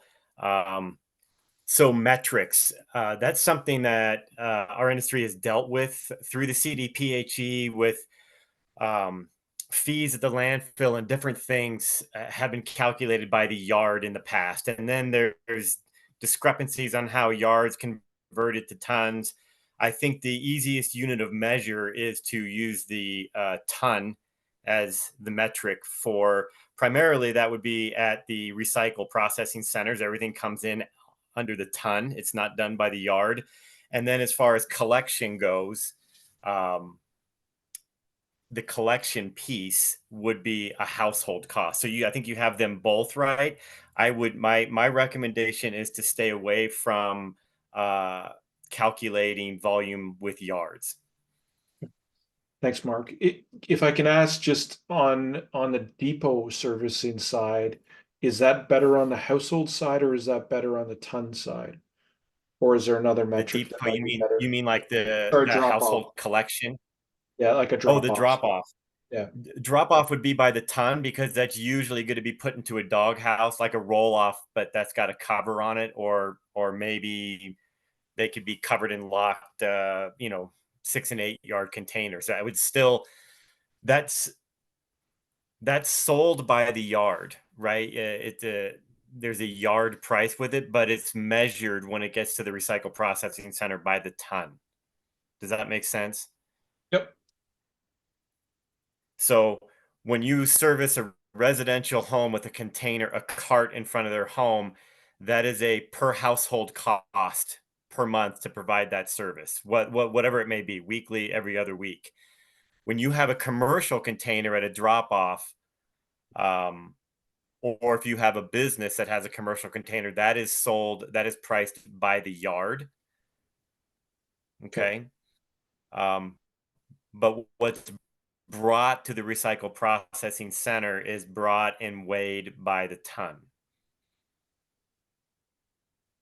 And then a doghouse collection, like a drop off where you had doghouse roll off type containers, that would also be by the ton. Okay. Great, thank you, Mark. Other questions? This is the list. Those that might not have heard, we're gonna just take it. Any questions you had from before when Pete presented before the break, we'll take those, and you can just pick from this list as well. Scott DeVife. Thank you. This is where my previous question was oriented. So Scott DeVife from Glass Packaging. On the contamination, I guess the question is, with the other jurisdictions that have this, have they set some sort of goal for contamination based on a standard, and then like a bonus and a malus, almost like I don't want to bring eco-modulation into this, but almost like if you're not meeting the contamination standards, then you're getting a detriment to your, that seems to be the primary way to incentivize. They're service providers to the pro now. So, there's a standard at which the system operates better with less contamination. And the value of the commodity on the secondary market is higher with less contamination. So, it seems that. So Scott, the approach that's used in a lot of jurisdictions in Canada is really more of a malus approach within the contracts for a collection. They require a certain percentage of contamination. Usually they require that contamination rate to be driven down over time. That obviously helps reduce costs for the processors. So, I think they start with an approach of, get the rate down to X based on where it is today. And, they may require the collector to take some additional steps around, stickering potentially, or other ways to push collectors to make sure that they're recycling the right things. So that's typically the approach that's being taken. I think we're right now looking at it and saying, are there other approaches we should look to consider? So, we know for sure that there is technology that companies are starting to use around cart-based service, if it's automated collection, around cameras that can look at contamination within those carts rather than the worker getting out. So I guess we're looking at it too to say, are there ways potentially how we set up a reimbursement rate, even on the collection side, might look to, rather than penalize, but potentially look at incenting those companies to invest and to add additional technology or additional efforts into making sure those materials are cleaner at the curb.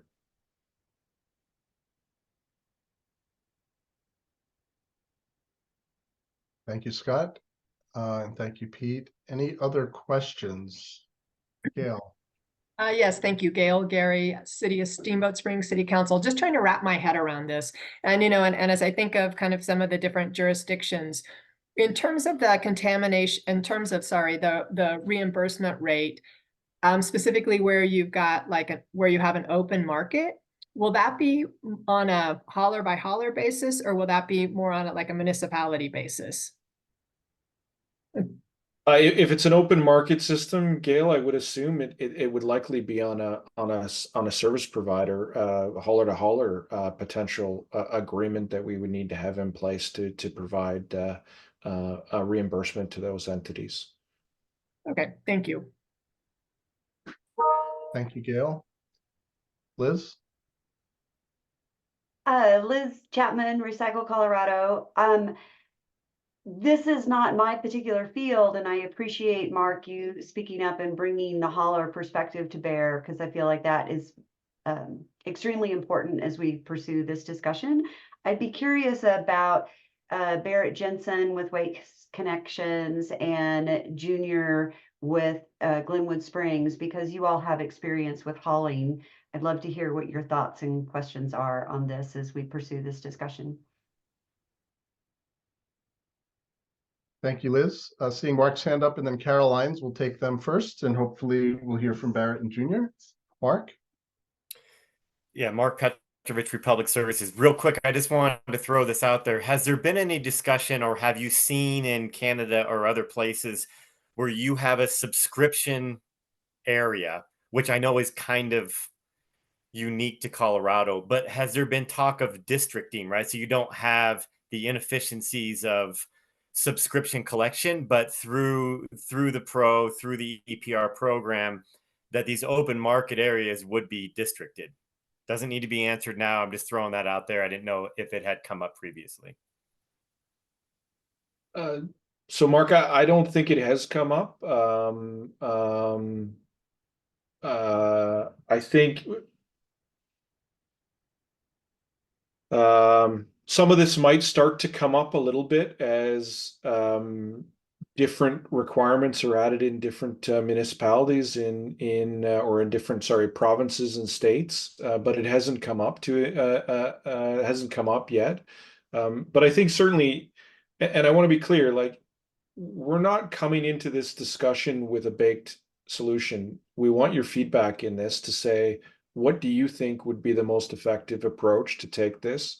We've got time as we build the program plan to get early feedback that can start to sort of push us in a specific direction.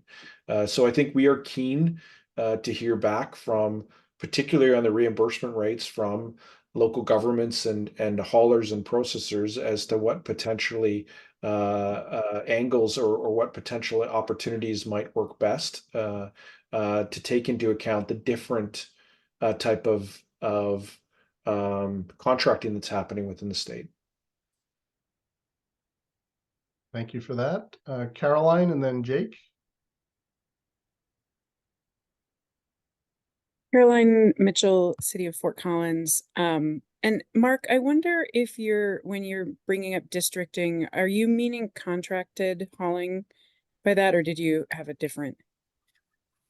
No. So Mark Petrovich, Republic Services. So Caroline, I mean, Fort Collins just contracted, right? So that we have a lot of open market cities in the Front Range and as well throughout the state of Colorado. And when EPR comes into play, not all of these cities are going to be contracted, nor are they going to have an interest to contract. They will still function as an open market with HOAs, subscription service.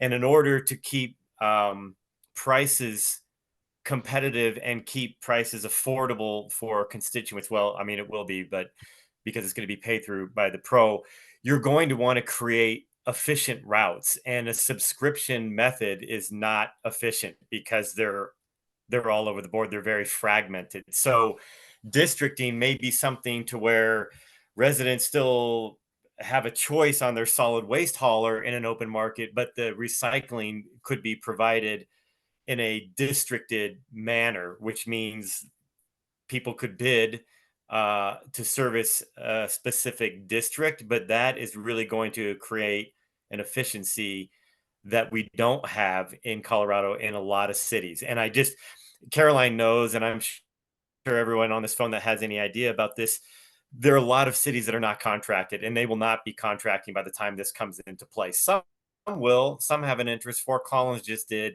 but it's a heavy lift that so many of us know through Recycle Colorado, that getting cities to contract their solid waste is a long process, and we have a long way to go in the state. Great. Thank you very much for that clarification. We have Jake and then Scott DeFife. And let me just put in another plug here for Barrett or Junior, if you're back and have some comments on this discussion. Scott. Oh, did you recognize me? Oh, yes, I did. Sorry. Okay. You put your hand down and I looked at the hand that was up, the next one, and that was Scott. So sorry about that. Okay. Jake, go ahead. So on the tracking, I think this ties into Mark's comment about districting. Rather than tracking by local governments or political jurisdictional boundaries, it might make sense to do tracking by MRF service area, and perhaps those could be the foundations for districts. I'm just thinking about the example that I have locally is there are two, the two towns do contract with a waste hauler, but then there are individual businesses within the towns that contract with the other waste hauler. And then there are people in the unincorporated county that contract with one or the other.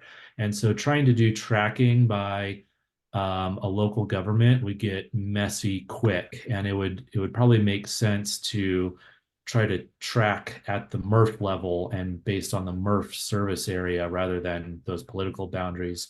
And then on reducing contamination, I'm going to keep hammering education for curbside, but for drop-off locations, having those staffed, I think paying for a staff person to monitor drop-off locations and educate people will pay itself back in terms of reduced contamination. Thank you for those comments. Can I Pete, follow you up want to just respond? briefly, Scott? So two quick questions. So one is, I take your point on MRF service areas. I guess my question on that side would be, given we are likely going to have new MRFs that are put in place, how does that change that landscape? And the second question I had for you, just on drop-off locations and staffing them, is are there any concerns? I'm assuming some of these drop-off sites are in remote areas and may not have the infrastructure in place to house an employee. Does that create any potential issues, at least in the more rural, remote areas of the state? I'll take the second one first. The drop-off locations that I'm familiar with on the Western Slope, they are in rural areas, but they're sort of in, they're usually, for instance, there is one on the outskirts of Ridgeway. And so in rural areas, people are used to driving a half hour or more to go do errands. And so, you'll stack up, I'm going to go grocery shopping and drop off my recycling and go to the hardware store and do all these other chores. And so they do make sense in rural areas, but I don't know that they're so remote that that's impossible. What we have at ours is we've got a little shack with a bathroom and a heater, and that person comes to work and sits there at the little guard station and collects fees from people right now. Hopefully in the future, people can recycle for free. But that seems to work out fine, of having kind of just a little guard station. In terms of adding MRFs and changing service areas, I'm not really sure how that would go. You're right that there will be more. I'm just saying that I think trying to track material by local government lines will get messy if there are multiple recyclers operating in those boundaries. Thanks, Great. Jake. Thank you, Jake. Pete, any other response, or should we move to Scott's question? Okay, Scott, you're up. Thanks, Scott to Five Glass Packaging. I was under the impression, I definitely believe and agree with the idea of some MRF service territory, MRF sheds, if you will, along that, although I expect that there may be some situations where you have independent haulers bidding to do the pickup and taking it to a MRF that is not necessarily the same service provider. But I was under the impression that not every counties can opt out or not opt in to being service providers, and that the CAA was likely going to have some sort of baseline service provider bid, service provider of last resort, or in an area where the cities, opt out or decline to, get in this. And then in that area, you have to kind of figure out, you may want to speed up the timeline for local governments to figure out whether they want in this game or not, so you can start to bring more efficient bidding to the backup plan. Thanks, Scott. That's helpful. Thank you, Scott. Caroline? Caroline Mitchell, City of Fort Collins. I have a number of thoughts on this slide, and so for these questions, and so I can hold for more of a technical session later, but maybe I'll just give like a quick hit on some of the information that I have on some of these pieces. For the metrics, when we were talking about the drop-off centers, I do think the drop-off centers are unique, and the cost per haul is actually, you're trying to find the sweet spot of the size of the container, the material you're accepting, the volume of material you get in from residents. And so they are a different animal than the multifamily or commercial and the single family. And I'm happy to talk more on my experience with our local drop-off center, but they're cost per haul and sort of figuring out the right container size for the right efficiency in that particular location would be things to think about. For the collection of data, in Fort Collins, we have for a very long time had hauler licensing. So all the haulers that operate in the community have to have a license from the city to operate. And that license requirement has been very minimal it was originally very minimal of like, you have to have insurance, and but it is also how we have collected data of the material collected in Fort Collins. It's not a perfect system, but that is the way it happens in Fort Collins. I know a lot of communities don't have licensed programs, but that's something that I'm happy to talk more about offline, and is at least the method that we've been using.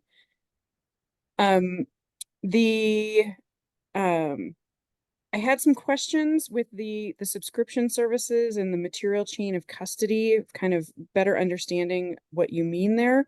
But I think how we do reimbursement in the subscription services could be its own, hour and a half long conversation. So I have a number of questions and thoughts in all of that as well. And all of these would be a great 2-hour long meeting.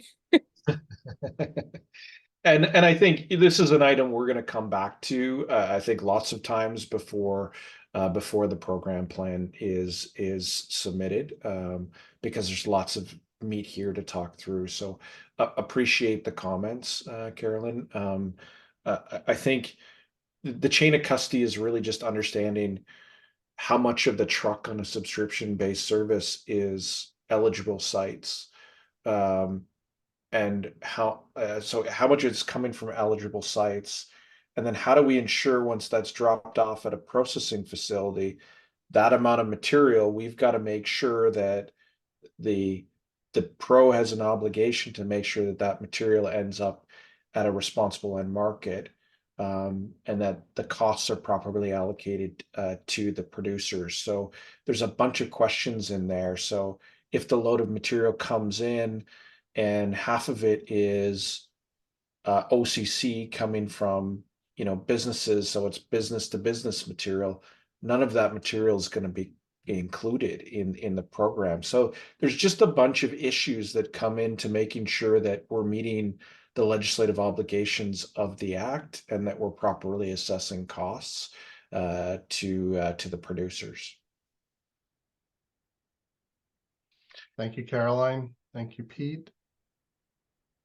Any other questions here? I could just tell you, Junior, you're up here next. I could just tell you there's 3 more slides left, and then just 2 quick questions that you've seen before.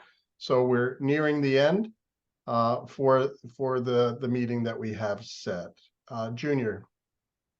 Well, I was just gonna comment on, on Liz, me personally having to, I work for a city. I operate a landfill that does some recycling and a small compost facility. I can bring that perspective here, and, we're kind of borderline mountain area, but we're considered in the western slope, based on our map. On the hauler side, I cannot speak much. I haven't really worked with haulers other than I do know, for example, City of Glenwood Springs does have a single hauler, and they also have other programs like pay as you throw. So, if you need a service, you can pay for it. If you don't need that big of a container in your house, then you don't need to be paying a big price. But we are very well, we're close, but yet far from other cities that don't have anything in place, like the City of Glenwood Springs, where for them it's private haulers. Any household can hire whoever they want, and like I said, as being a pretty central facility within our valley, I can honestly share I see a lot of stuff that still is not being recycled when it can be recycled. I can see the contamination that comes in. Why? I don't know. I wish I knew. Maybe there's not a facility. Maybe it's the cost to get it recycled. Maybe there's not a end market for it. I can see that can be a potential a lot of conflicts there that I don't know why a lot of things still show up at our facility that could be recycled. I think some municipalities have done what they can, and I'll say this: City of Glenwood Springs also does, have a recycle center in our town, so it's actually accessible for all the citizens within Glenwood Springs to go and recycle. And that is also city pays for it to have it staffed. So that's just something that I do know some cities, municipalities have taken that approach. But yeah, like I don't know if Bear has anything on the hauling side. I don't, or anybody else, but that's kind of my perspective of what I see day in, day out, is all this material that's still, I mean, we like to encourage diversion at our facility, but even then it's so hard to educate the public, like why certain things don't belong in certain places. And then at the end of the day, they have the concept of, well, it's trash for me. Yes, it's trash for you, but it's not. There can be other ways of changing that mentality. So I know education is going to be a big part in that as well. Thanks, Junior. Thank you, Junior. We have Clinton. Yeah, Clinton Sander, A1 Organics. Just reading through these, and then I have lots of things I could say about the contamination, but one thing that's popping out in my mind that I just want to make a statement to is elevating, how to say this, is elevating the labor force within this whole process. I mean, I feel like, and maybe Mark can speak to this too, is like we're moving into a large diversion of a lot of material, and the people that are helping, or the workers that are helping do this and accomplish this goals, are being asked of a lot and a lot more, and elevating the knowledge base for like a hauler, for example, or even just a driver, is really important, because they're being asked and required to provide a lot more information, a lot more detail. And I think that needs to be recognized. And it's really important, because if you ask me about contamination in curbside collection, the drivers that have the opportunity and the time to slow down and have a simple conversation or point out something, that know their neighbors, that makes an enormous difference. in the quality of the material being collected. So I just want to make that statement. I think it's important to really recognize that we are building a new workforce that is unlike what it's been before. I'm going to just stop there. Thanks. Thank you, Clinton. Okay, Liz. Thank you. Liz Chapman, Recycle Colorado. One of the questions or one of the responses I have to the questions on this slide is, how do we incent improved levels of worker safety? And it sounds to me that some of the work that's going to be done and the equipment upgrades that are going to be done to reduce contamination will also increase worker safety. You briefly referenced, Peter, the idea of cameras on the collection trucks that help monitor for contamination. Those also help monitor for contamination that can pose a hazard to the workers. So to my mind, some of those technology and infrastructure improvements will meet both goals.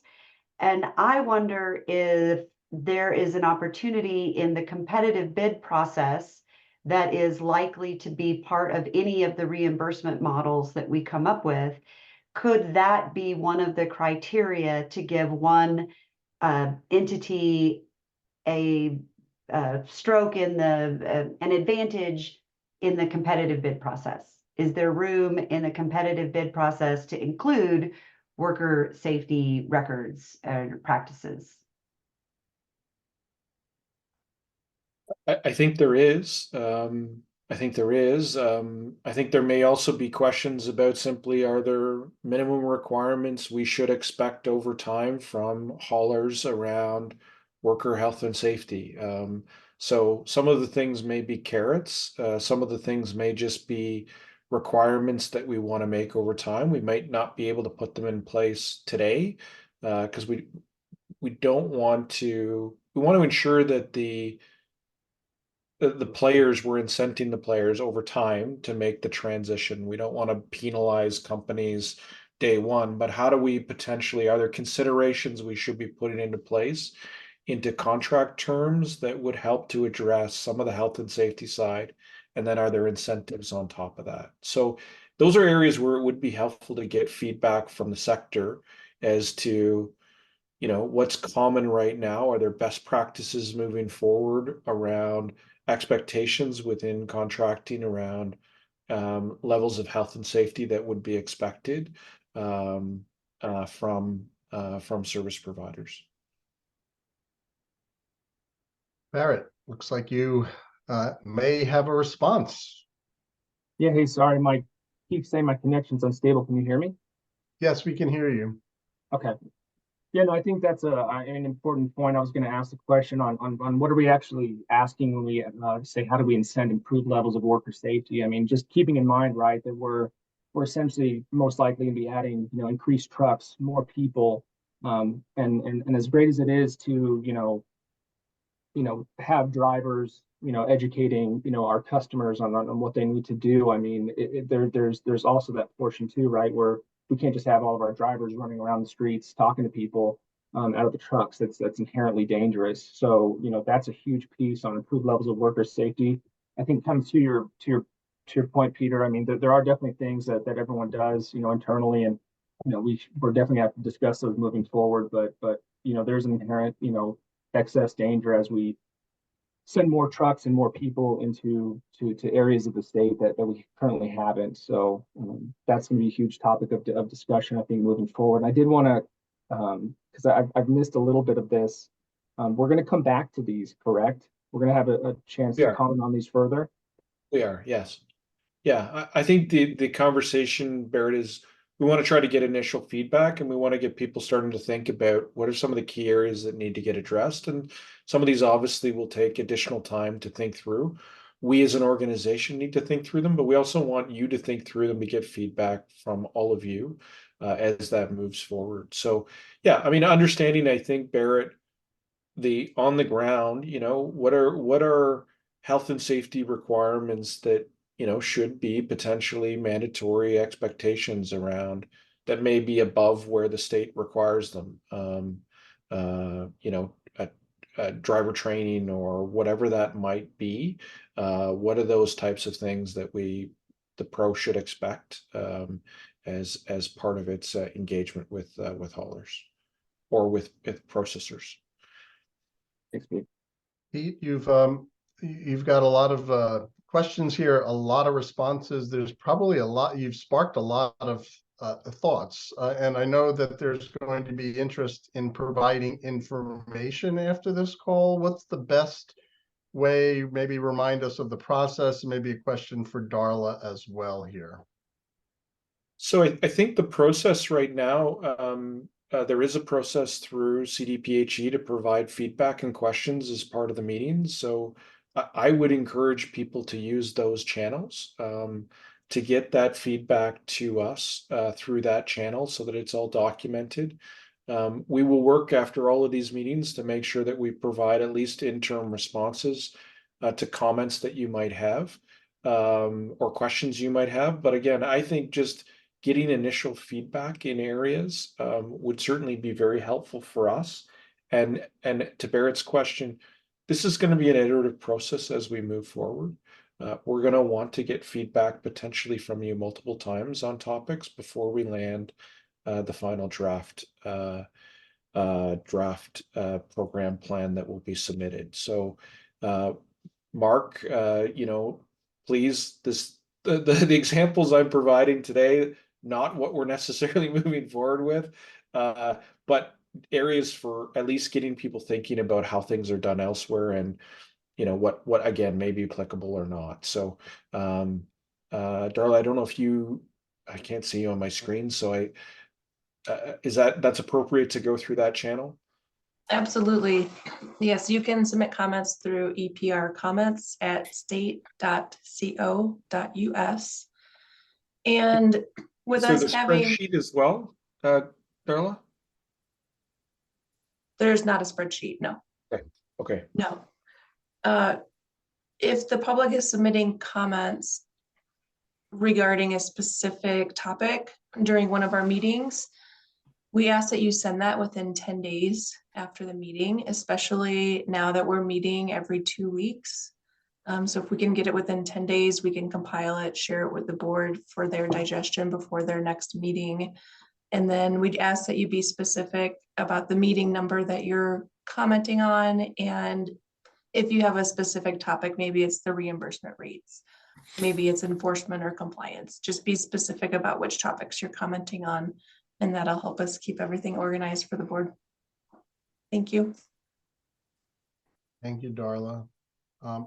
Mark, we have Liz's her hand up. Mark, I don't know if you wanted to speak as well afterwards, Liz. Thank you, Liz Chapman, Recycle Colorado. Darla, what about the feedback that the board might want to provide directly to CAA? I know in the first year we had a spreadsheet we were working on in our shared Google file. Is that going to be the mechanism for making comments and asking questions to CAA from the board? We're following a very similar process where PSI is capturing the board feedback and comments during our meeting, submitting it to Pete. And then for this month, rather than replying on to the direct comments, Pete included his responses in his presentation today. And so we need to talk amongst ourselves on the team to see, I liked that tracking mechanism we had in place. It kind of showed the back and forth and the question and the answer. And so we'll talk amongst ourselves because I'd like to continue that method if that works for everyone. Seeing heads nod yes, including Pete's finger nodding yes. The thumbs up. All right. So we still have the 3 slides left. So that was good that we covered kind of things to wrap it up, but let's then move to the program plan requirements against the responsible end markets. Pete. Yeah, perfect. Another meaty subject. So hopefully I will try to go quickly and we'll leave lots of time for comments. So the program plan requires us to ensure that any covered material collected for recycling will be transferred to responsible end market. In California, Colorado, and Oregon, there has been a relatively consistent approach on what a responsible end market is. It means a materials market in which the recycling and recovery of material or disposal of contaminants is conducted in a way that benefits the environment and minimizes risks to public health and worker health and safety. So we are currently looking at that responsible end market. Our focus is looking at the reclaimer. So in the case of plastics, that would be plastic flakes or pellets that are being produced. In the case of steel, that would be sheet metal. We are not proposing to look at the converter, so the person taking the flakes or pellets and making a product out of it. It just adds significant additional administrative consider or complexity to how we're tracking the materials and what requirements we need to have of the different players within the system. California and Oregon do provide standards to measure responsible end markets around complying with laws and regulations, record keeping around chain of custody, achieving specific recycling yield rates, and operating in an environmental sound manner. So we are looking to, as much as possible, align what's happening between those jurisdictions for numerous reasons. Administrative efficiency, I think, is certainly one of them that comes to mind. Next slide over. So again, yes, we're proposing to take more of a national responsible end market approach that would be adapted to any state specific requirements that might be different around those. So there would be three main elements. First is verifying the responsible end market. So define an auditable criteria to verify end market entities against compliance with laws and regulations, chain of custody, yield calculations, and environmental soundness. Contract with verification body to ensure that the verification is performed under industry best practices. Collaborate with other certification owners. So for instance, APR or RMS and other stakeholders that may already be looking to verify end markets for one or more of the criteria. So making sure that we're reducing potentially the burden within the system. Ensuring that there's material tracking that's taking place so that we understand the materials that are flowing from the service providers to the end market entities, and then having in place an intervention process where we may have issues with non-compliance and that there is an ability to take corrective action where there may be problems with a responsible end market. Next slide, Amanda. So the proposed approach is based on an international audit standard, ISO 19011, while taking into consideration cost factors. There would be a three-step process and chain of custody system that would be in place. So we would do an initial screening of the end market to ensure that we have verified that. So we would need to work with the MRFs to make sure that we are verifying those markets. So we would obtain a self-attestation form, and we would look to pre-approve markets. We would need to ensure that there is a reporting review that is happening quarterly with the MRFs to detect if there's anomalies and making sure that the materials are flowing where they're supposed to. And then we would look at selective annual audits. So we wouldn't be looking to audit all markets every year, but looking at some kind of a process to audit those end markets on more of a sort of a cycle basis to make sure that they are in compliance with the standards that we've put in place. So these are all new requirements. They are requirements that are being asked, as I said, in Oregon and California.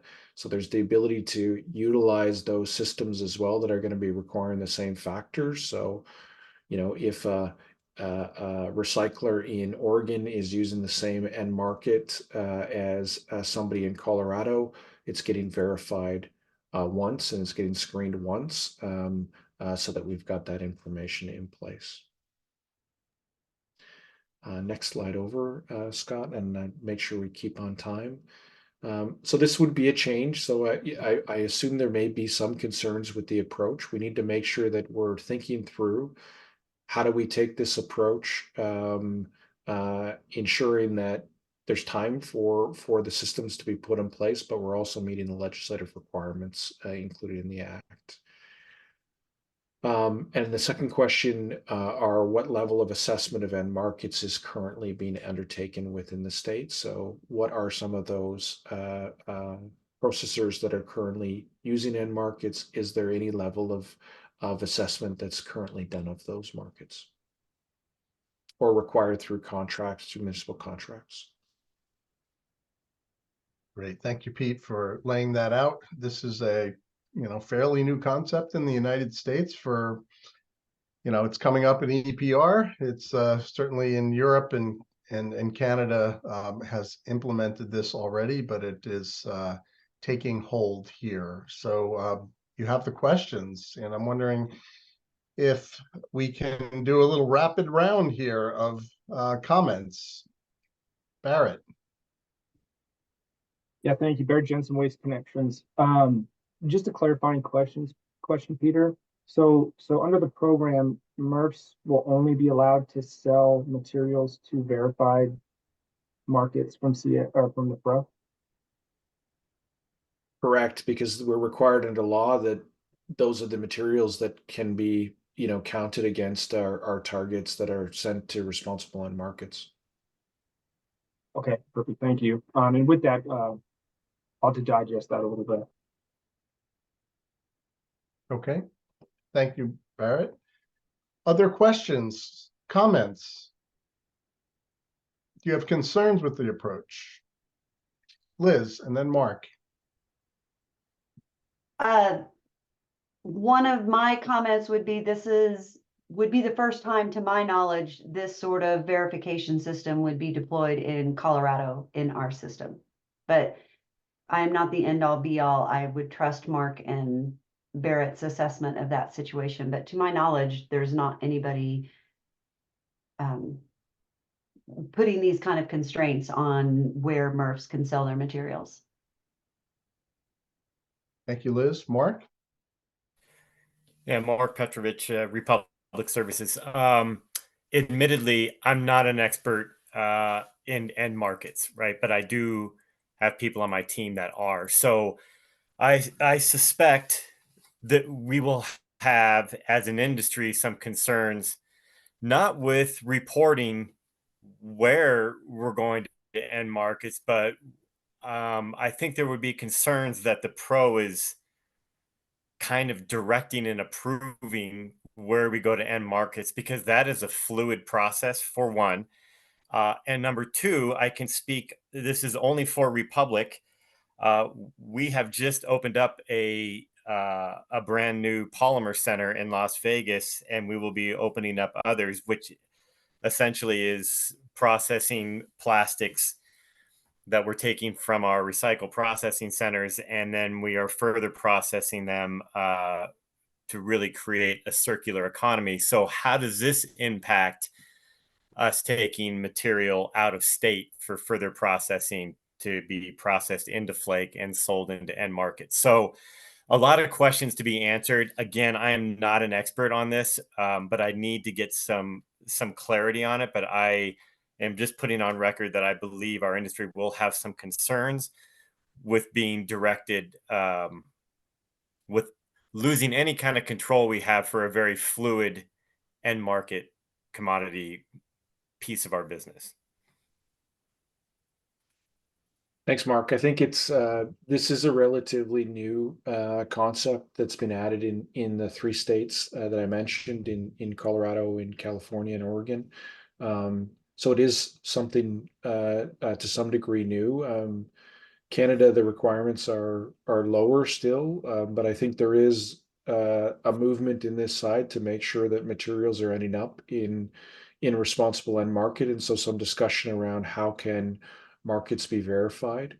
When it comes to your question about a specific, if you're processing materials into flake, I think it's just a question of the pro isn't looking to direct materials. We're just looking to make sure those materials are ending up in a market that meets the legislative requirements within the act, that it's going to a place where it's actually being reused back into a commodity rather than potentially ending up somewhere where we don't want it to be. Yeah, no, and I don't think there's any concern about that as long as there's autonomy about the relationships each recycle processing center has with end market processors, or where it ends up going. Of course, documenting where it goes, that it's going to the right place and not just being taken to a landfill. Definitely understand that piece of it. But I think there's an approach to where there's still autonomy with the businesses, as long as they're, I mean, I don't think there's a problem with verifying where it goes and that it's been verified that it is an appropriate end source. I don't think that's a problem, but I do think that there needs to be an autonomy for the recycle processors of who they and where they send material. Perfect. Thanks, Mark. Pete, and just to clarify that, I'm hearing you say that the companies like Republic maintain that authority, correct? Correct. Yeah. Okay. Just wanted to make sure. Barrett and then Caroline. Oh yeah, Barrett Jensen, Waste Connections. I was actually going to ask that question that you just kind of clarified, Peter and Scott. And I'm just curious too. I mean, the recycling markets are just they change all the time, right? It's a volatile market. I'm curious as to what you think the approach would be or the process would be for verification for new end markets, and how long would that take? Yeah, I mean, so I think these are areas that we want to try to dig in with the processors on how to make sure that I mean, there's probably certain markets that are more stable for you, and there's markets that are probably less stable. So understanding some of those dynamics around different types of materials as to sort of how they flow. I think we are trying to find that right balance by not creating an administrative monster that is catching everybody up in red tape, but meeting what the requirements are within the legislation, and making sure that there is helping to ensure that there's confidence within the system that materials that are being put into people's bins and put at the side of the curb are ending up where they're intended to be. Yeah, no, Pete, the thank question you is, for that. And I think, I understand the spirit of it, right? It's just like Mark said, I think we all agree that we need to make sure it's not just going to landfills, right? So I definitely look forward to further conversations on this. Interesting. thank you, Barrett. Pete, the question was, how long does verification take? I think with that comes a question, who are the verifiers? Are there companies that now can do that verification? Are there in Canada, or is that something we come back to at a later time? Yeah, I think we included in the 2 slides back that looking to sort of ensure that the company that is doing the verifying is compliant with ISO 17065, sort of a conformity, making sure that they've got the knowledge base to be able to do the verification.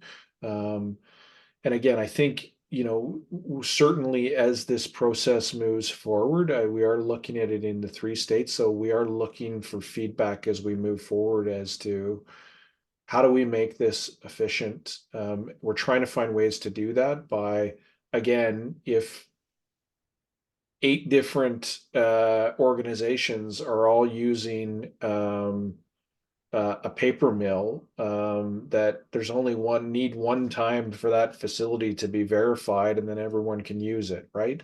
So I think we're trying to find ways around making this as easy as possible, understanding where the sensitive points might be, and ways that we can look to find ways to again reduce the timelines and costs within the system, while also ensuring we're meeting the spirit of the requirements.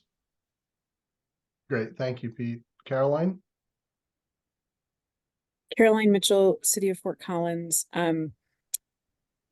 I heard a question, sorry. I know many of the markets will be out of state of Colorado. I'm wondering if there is any distinction for out of the country markets. I don't know how many markets, since the shifts in China, are out of the country these days, but and maybe that's too far into the weeds at this point. But just wondering if there's any context you have on that sort of geographic overlay.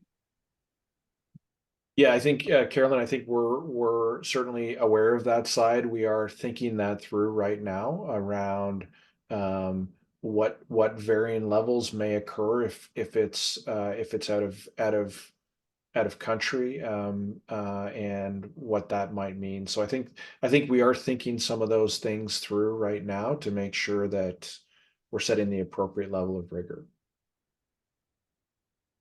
Thank you, Caroline. Scott Saunders. I think this is really going to come into play when we start getting into some of the more exotic materials. If you're, there's really no concern around PET or high density polyethylene or polypropylene rigid containers. Those are very verifiable supply chains, and it's a free flowing operating marketplace. Where we're going to need to really be concerned is when we try to decide, is there really a market for a multi-material pouch, or some of these very aspirational items that I've seen on the need assessment, because we very well could end up collecting a lot of material that there's no economic value around, and there's really no place to process it. But the rigid materials that have been processed for 25, 30 plus years, and now over a decade in propylene, that should be a very simple, verifiable supply chain. Great, thank you, Scott. Any other questions in response or comments in response to these two questions?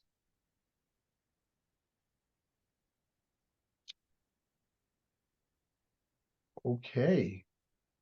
Well, I think then we are ready for the public comment. Thank you, Amanda.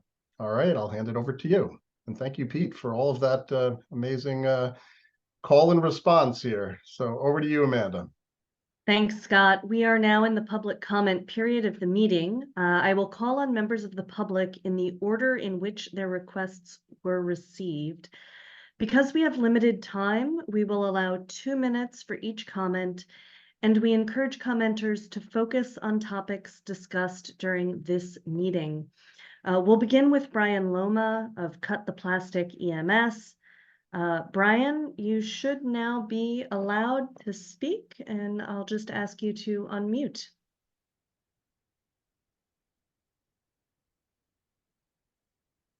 Brian? Good afternoon, committee and everybody in this meeting today. My name is Brian Loma, Cut the Plastic EMS.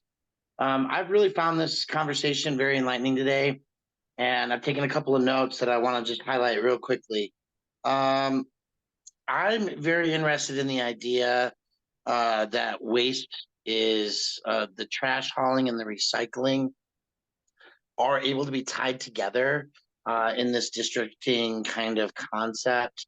Having multiple haulers go down the same streets on different days and neighborhoods is obviously illogical if we're trying to reduce our carbon footprint, as well as enhance the effectiveness of the waste streams. And because we want to reduce contamination, I believe that the ownership of this is going to be coming from a wide variety of angles, but that having the consistency of hauling in communities means that that what goes in what bin will be more consistent, reduce contamination. I really like this conversation that was going on with the regional or district collection areas, and it draws questions to me, not only about allowing the municipalities that are contracting out these services instead of doing it themselves, but also looking at what the potentials are for reversing the legislative measures that separate commercial entities from the municipal service, because that is also another way that municipal haulers could be more impactful by being able to collect from small businesses, apartment buildings, all of those kinds of things where that would work. Here in Denver, the Avalanche Nuggets games, we hear about recycling the ball aluminum cups. On TV, we see the plastic bottles all being made the same. So building that kind of consistency is really important to me. And these are just some of the thoughts that I've had.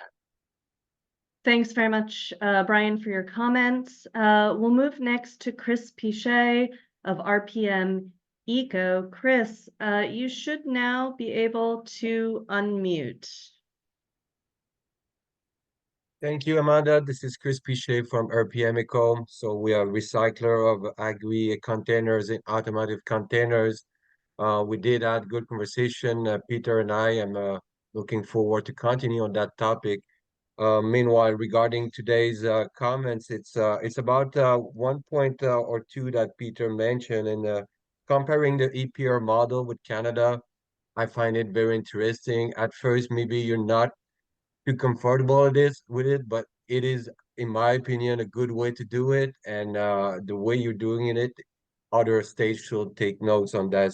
It's by learning what's going on in the other countries that have more experience that you're going to be able to build your own model, in my opinion. Another point I want to mention and comments, it's regarding collection, innovation, and that was in the Peter comments and also in the question of the public. And I think data, again, is the key. So data-driven opinion, data-driven decision, this is what you need. And it's never too late to start working on something and collecting data, which is going to drive your decision. And I'd like to bring to your attention that there's innovation that's going on in North America. There's company using AI. I was myself participating in the next cycle, Colorado, where I proposed an AI pilot project in Colorado, collaborating with Fort Collins University and Colorado University. And I believe with the stakeholder that's in on this call, I will be able to put up a free pilot project for this kind of EPR and for Colorado. And that would be a good thing to talk about it. And starting it in falls, that would give you the data that you need to take some decision. And again, it's a pilot. It's not going to be perfect, but we're willing to work with you guys on it. So I think it's wrap it up in a good time. So thank you, Scott. Thank you, Amanda. Thank you, everyone. And I know that the CDPHE will back this kind of project. Thank you. Thank you, Chris. Thank you to both of our members of the public for your comments. We will compile them in the meeting summary. As a reminder, you can submit written comments as well as questions at any time by email to eprcomments@state.co.us. I'm going to turn it over to Scott now for the meeting summary and the next steps. Thank you very much, Darla. It's Amanda. I'm seeing Darla and I have been communicating here about the follow-up, the next steps. So I want to thank Pete and all of you at the AB Advisory Board for your comments, the presentation, a lot of material covered today. So, it's been a great meeting. And we are now ready for a recap, talk about the next steps, and to adjourn. So the staff will send out a doodle poll that will have some meeting times on it for the technical work sessions. I want to thank Liz and Darla for preparing all of that before this meeting so that that could go very smoothly here. And we're going to have some meetings. I know we're going to try to be as efficient as possible as we move forward, but we see how deeply we need to get into this. And as was said before, there are full day meetings taking place on all of these issues in the other states. So we'll be able to gain from those other states as well. There are communications between the states. I know CDPHE, DARLA, and others are meeting on these things. So there is information shared, and also with PSI, that's also what we do as well to try to make it as efficient as possible. PSI, myself, Leland, we have Megan on the call, and Amanda. We're taking down notes here.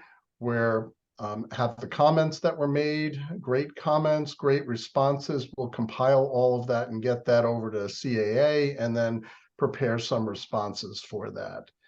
At this point, Darla, are there any more recaps that need to be made? None, just other than we will send out more information about the June in-person meeting. Okay, thank Yep. you. Thank you very much. Yep. Thank you for that. So yeah, and just as our standard finish here for the meetings, meeting materials will be posted on the department's webpage within the next few days.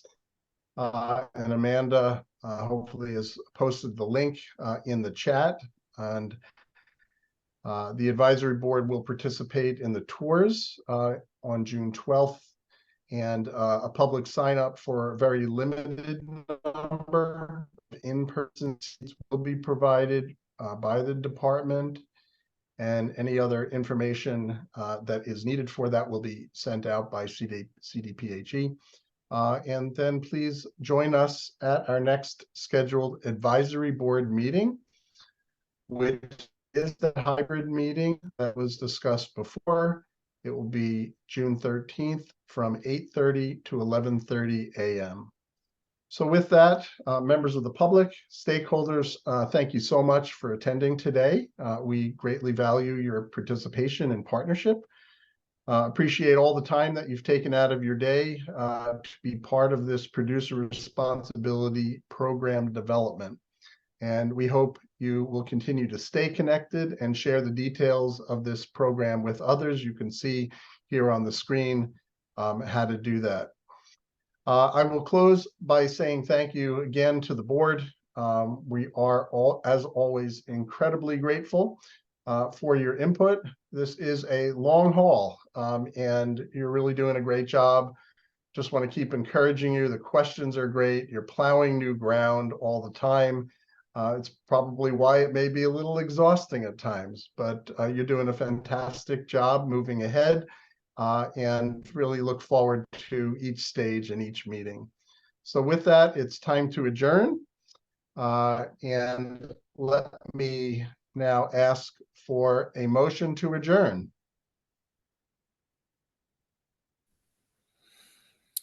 Mark Petrovich, Republic Services, a motion to adjourn the meeting. Thank you very much, Mark. Do I hear a second? I'll second. Scott Saunders with KW. Thank you, Scott. All those in favor, please raise your hand or say aye. Aye. Aye. Okay. Any opposed? Okay, thank you so much. So we are adjourning at 3:23 p.m. So thank you very much, everyone. And we'll see you at the next the 26th meeting for the advisory board. So take care. That's the hybrid meeting, and have a good rest of the day. Bye-bye.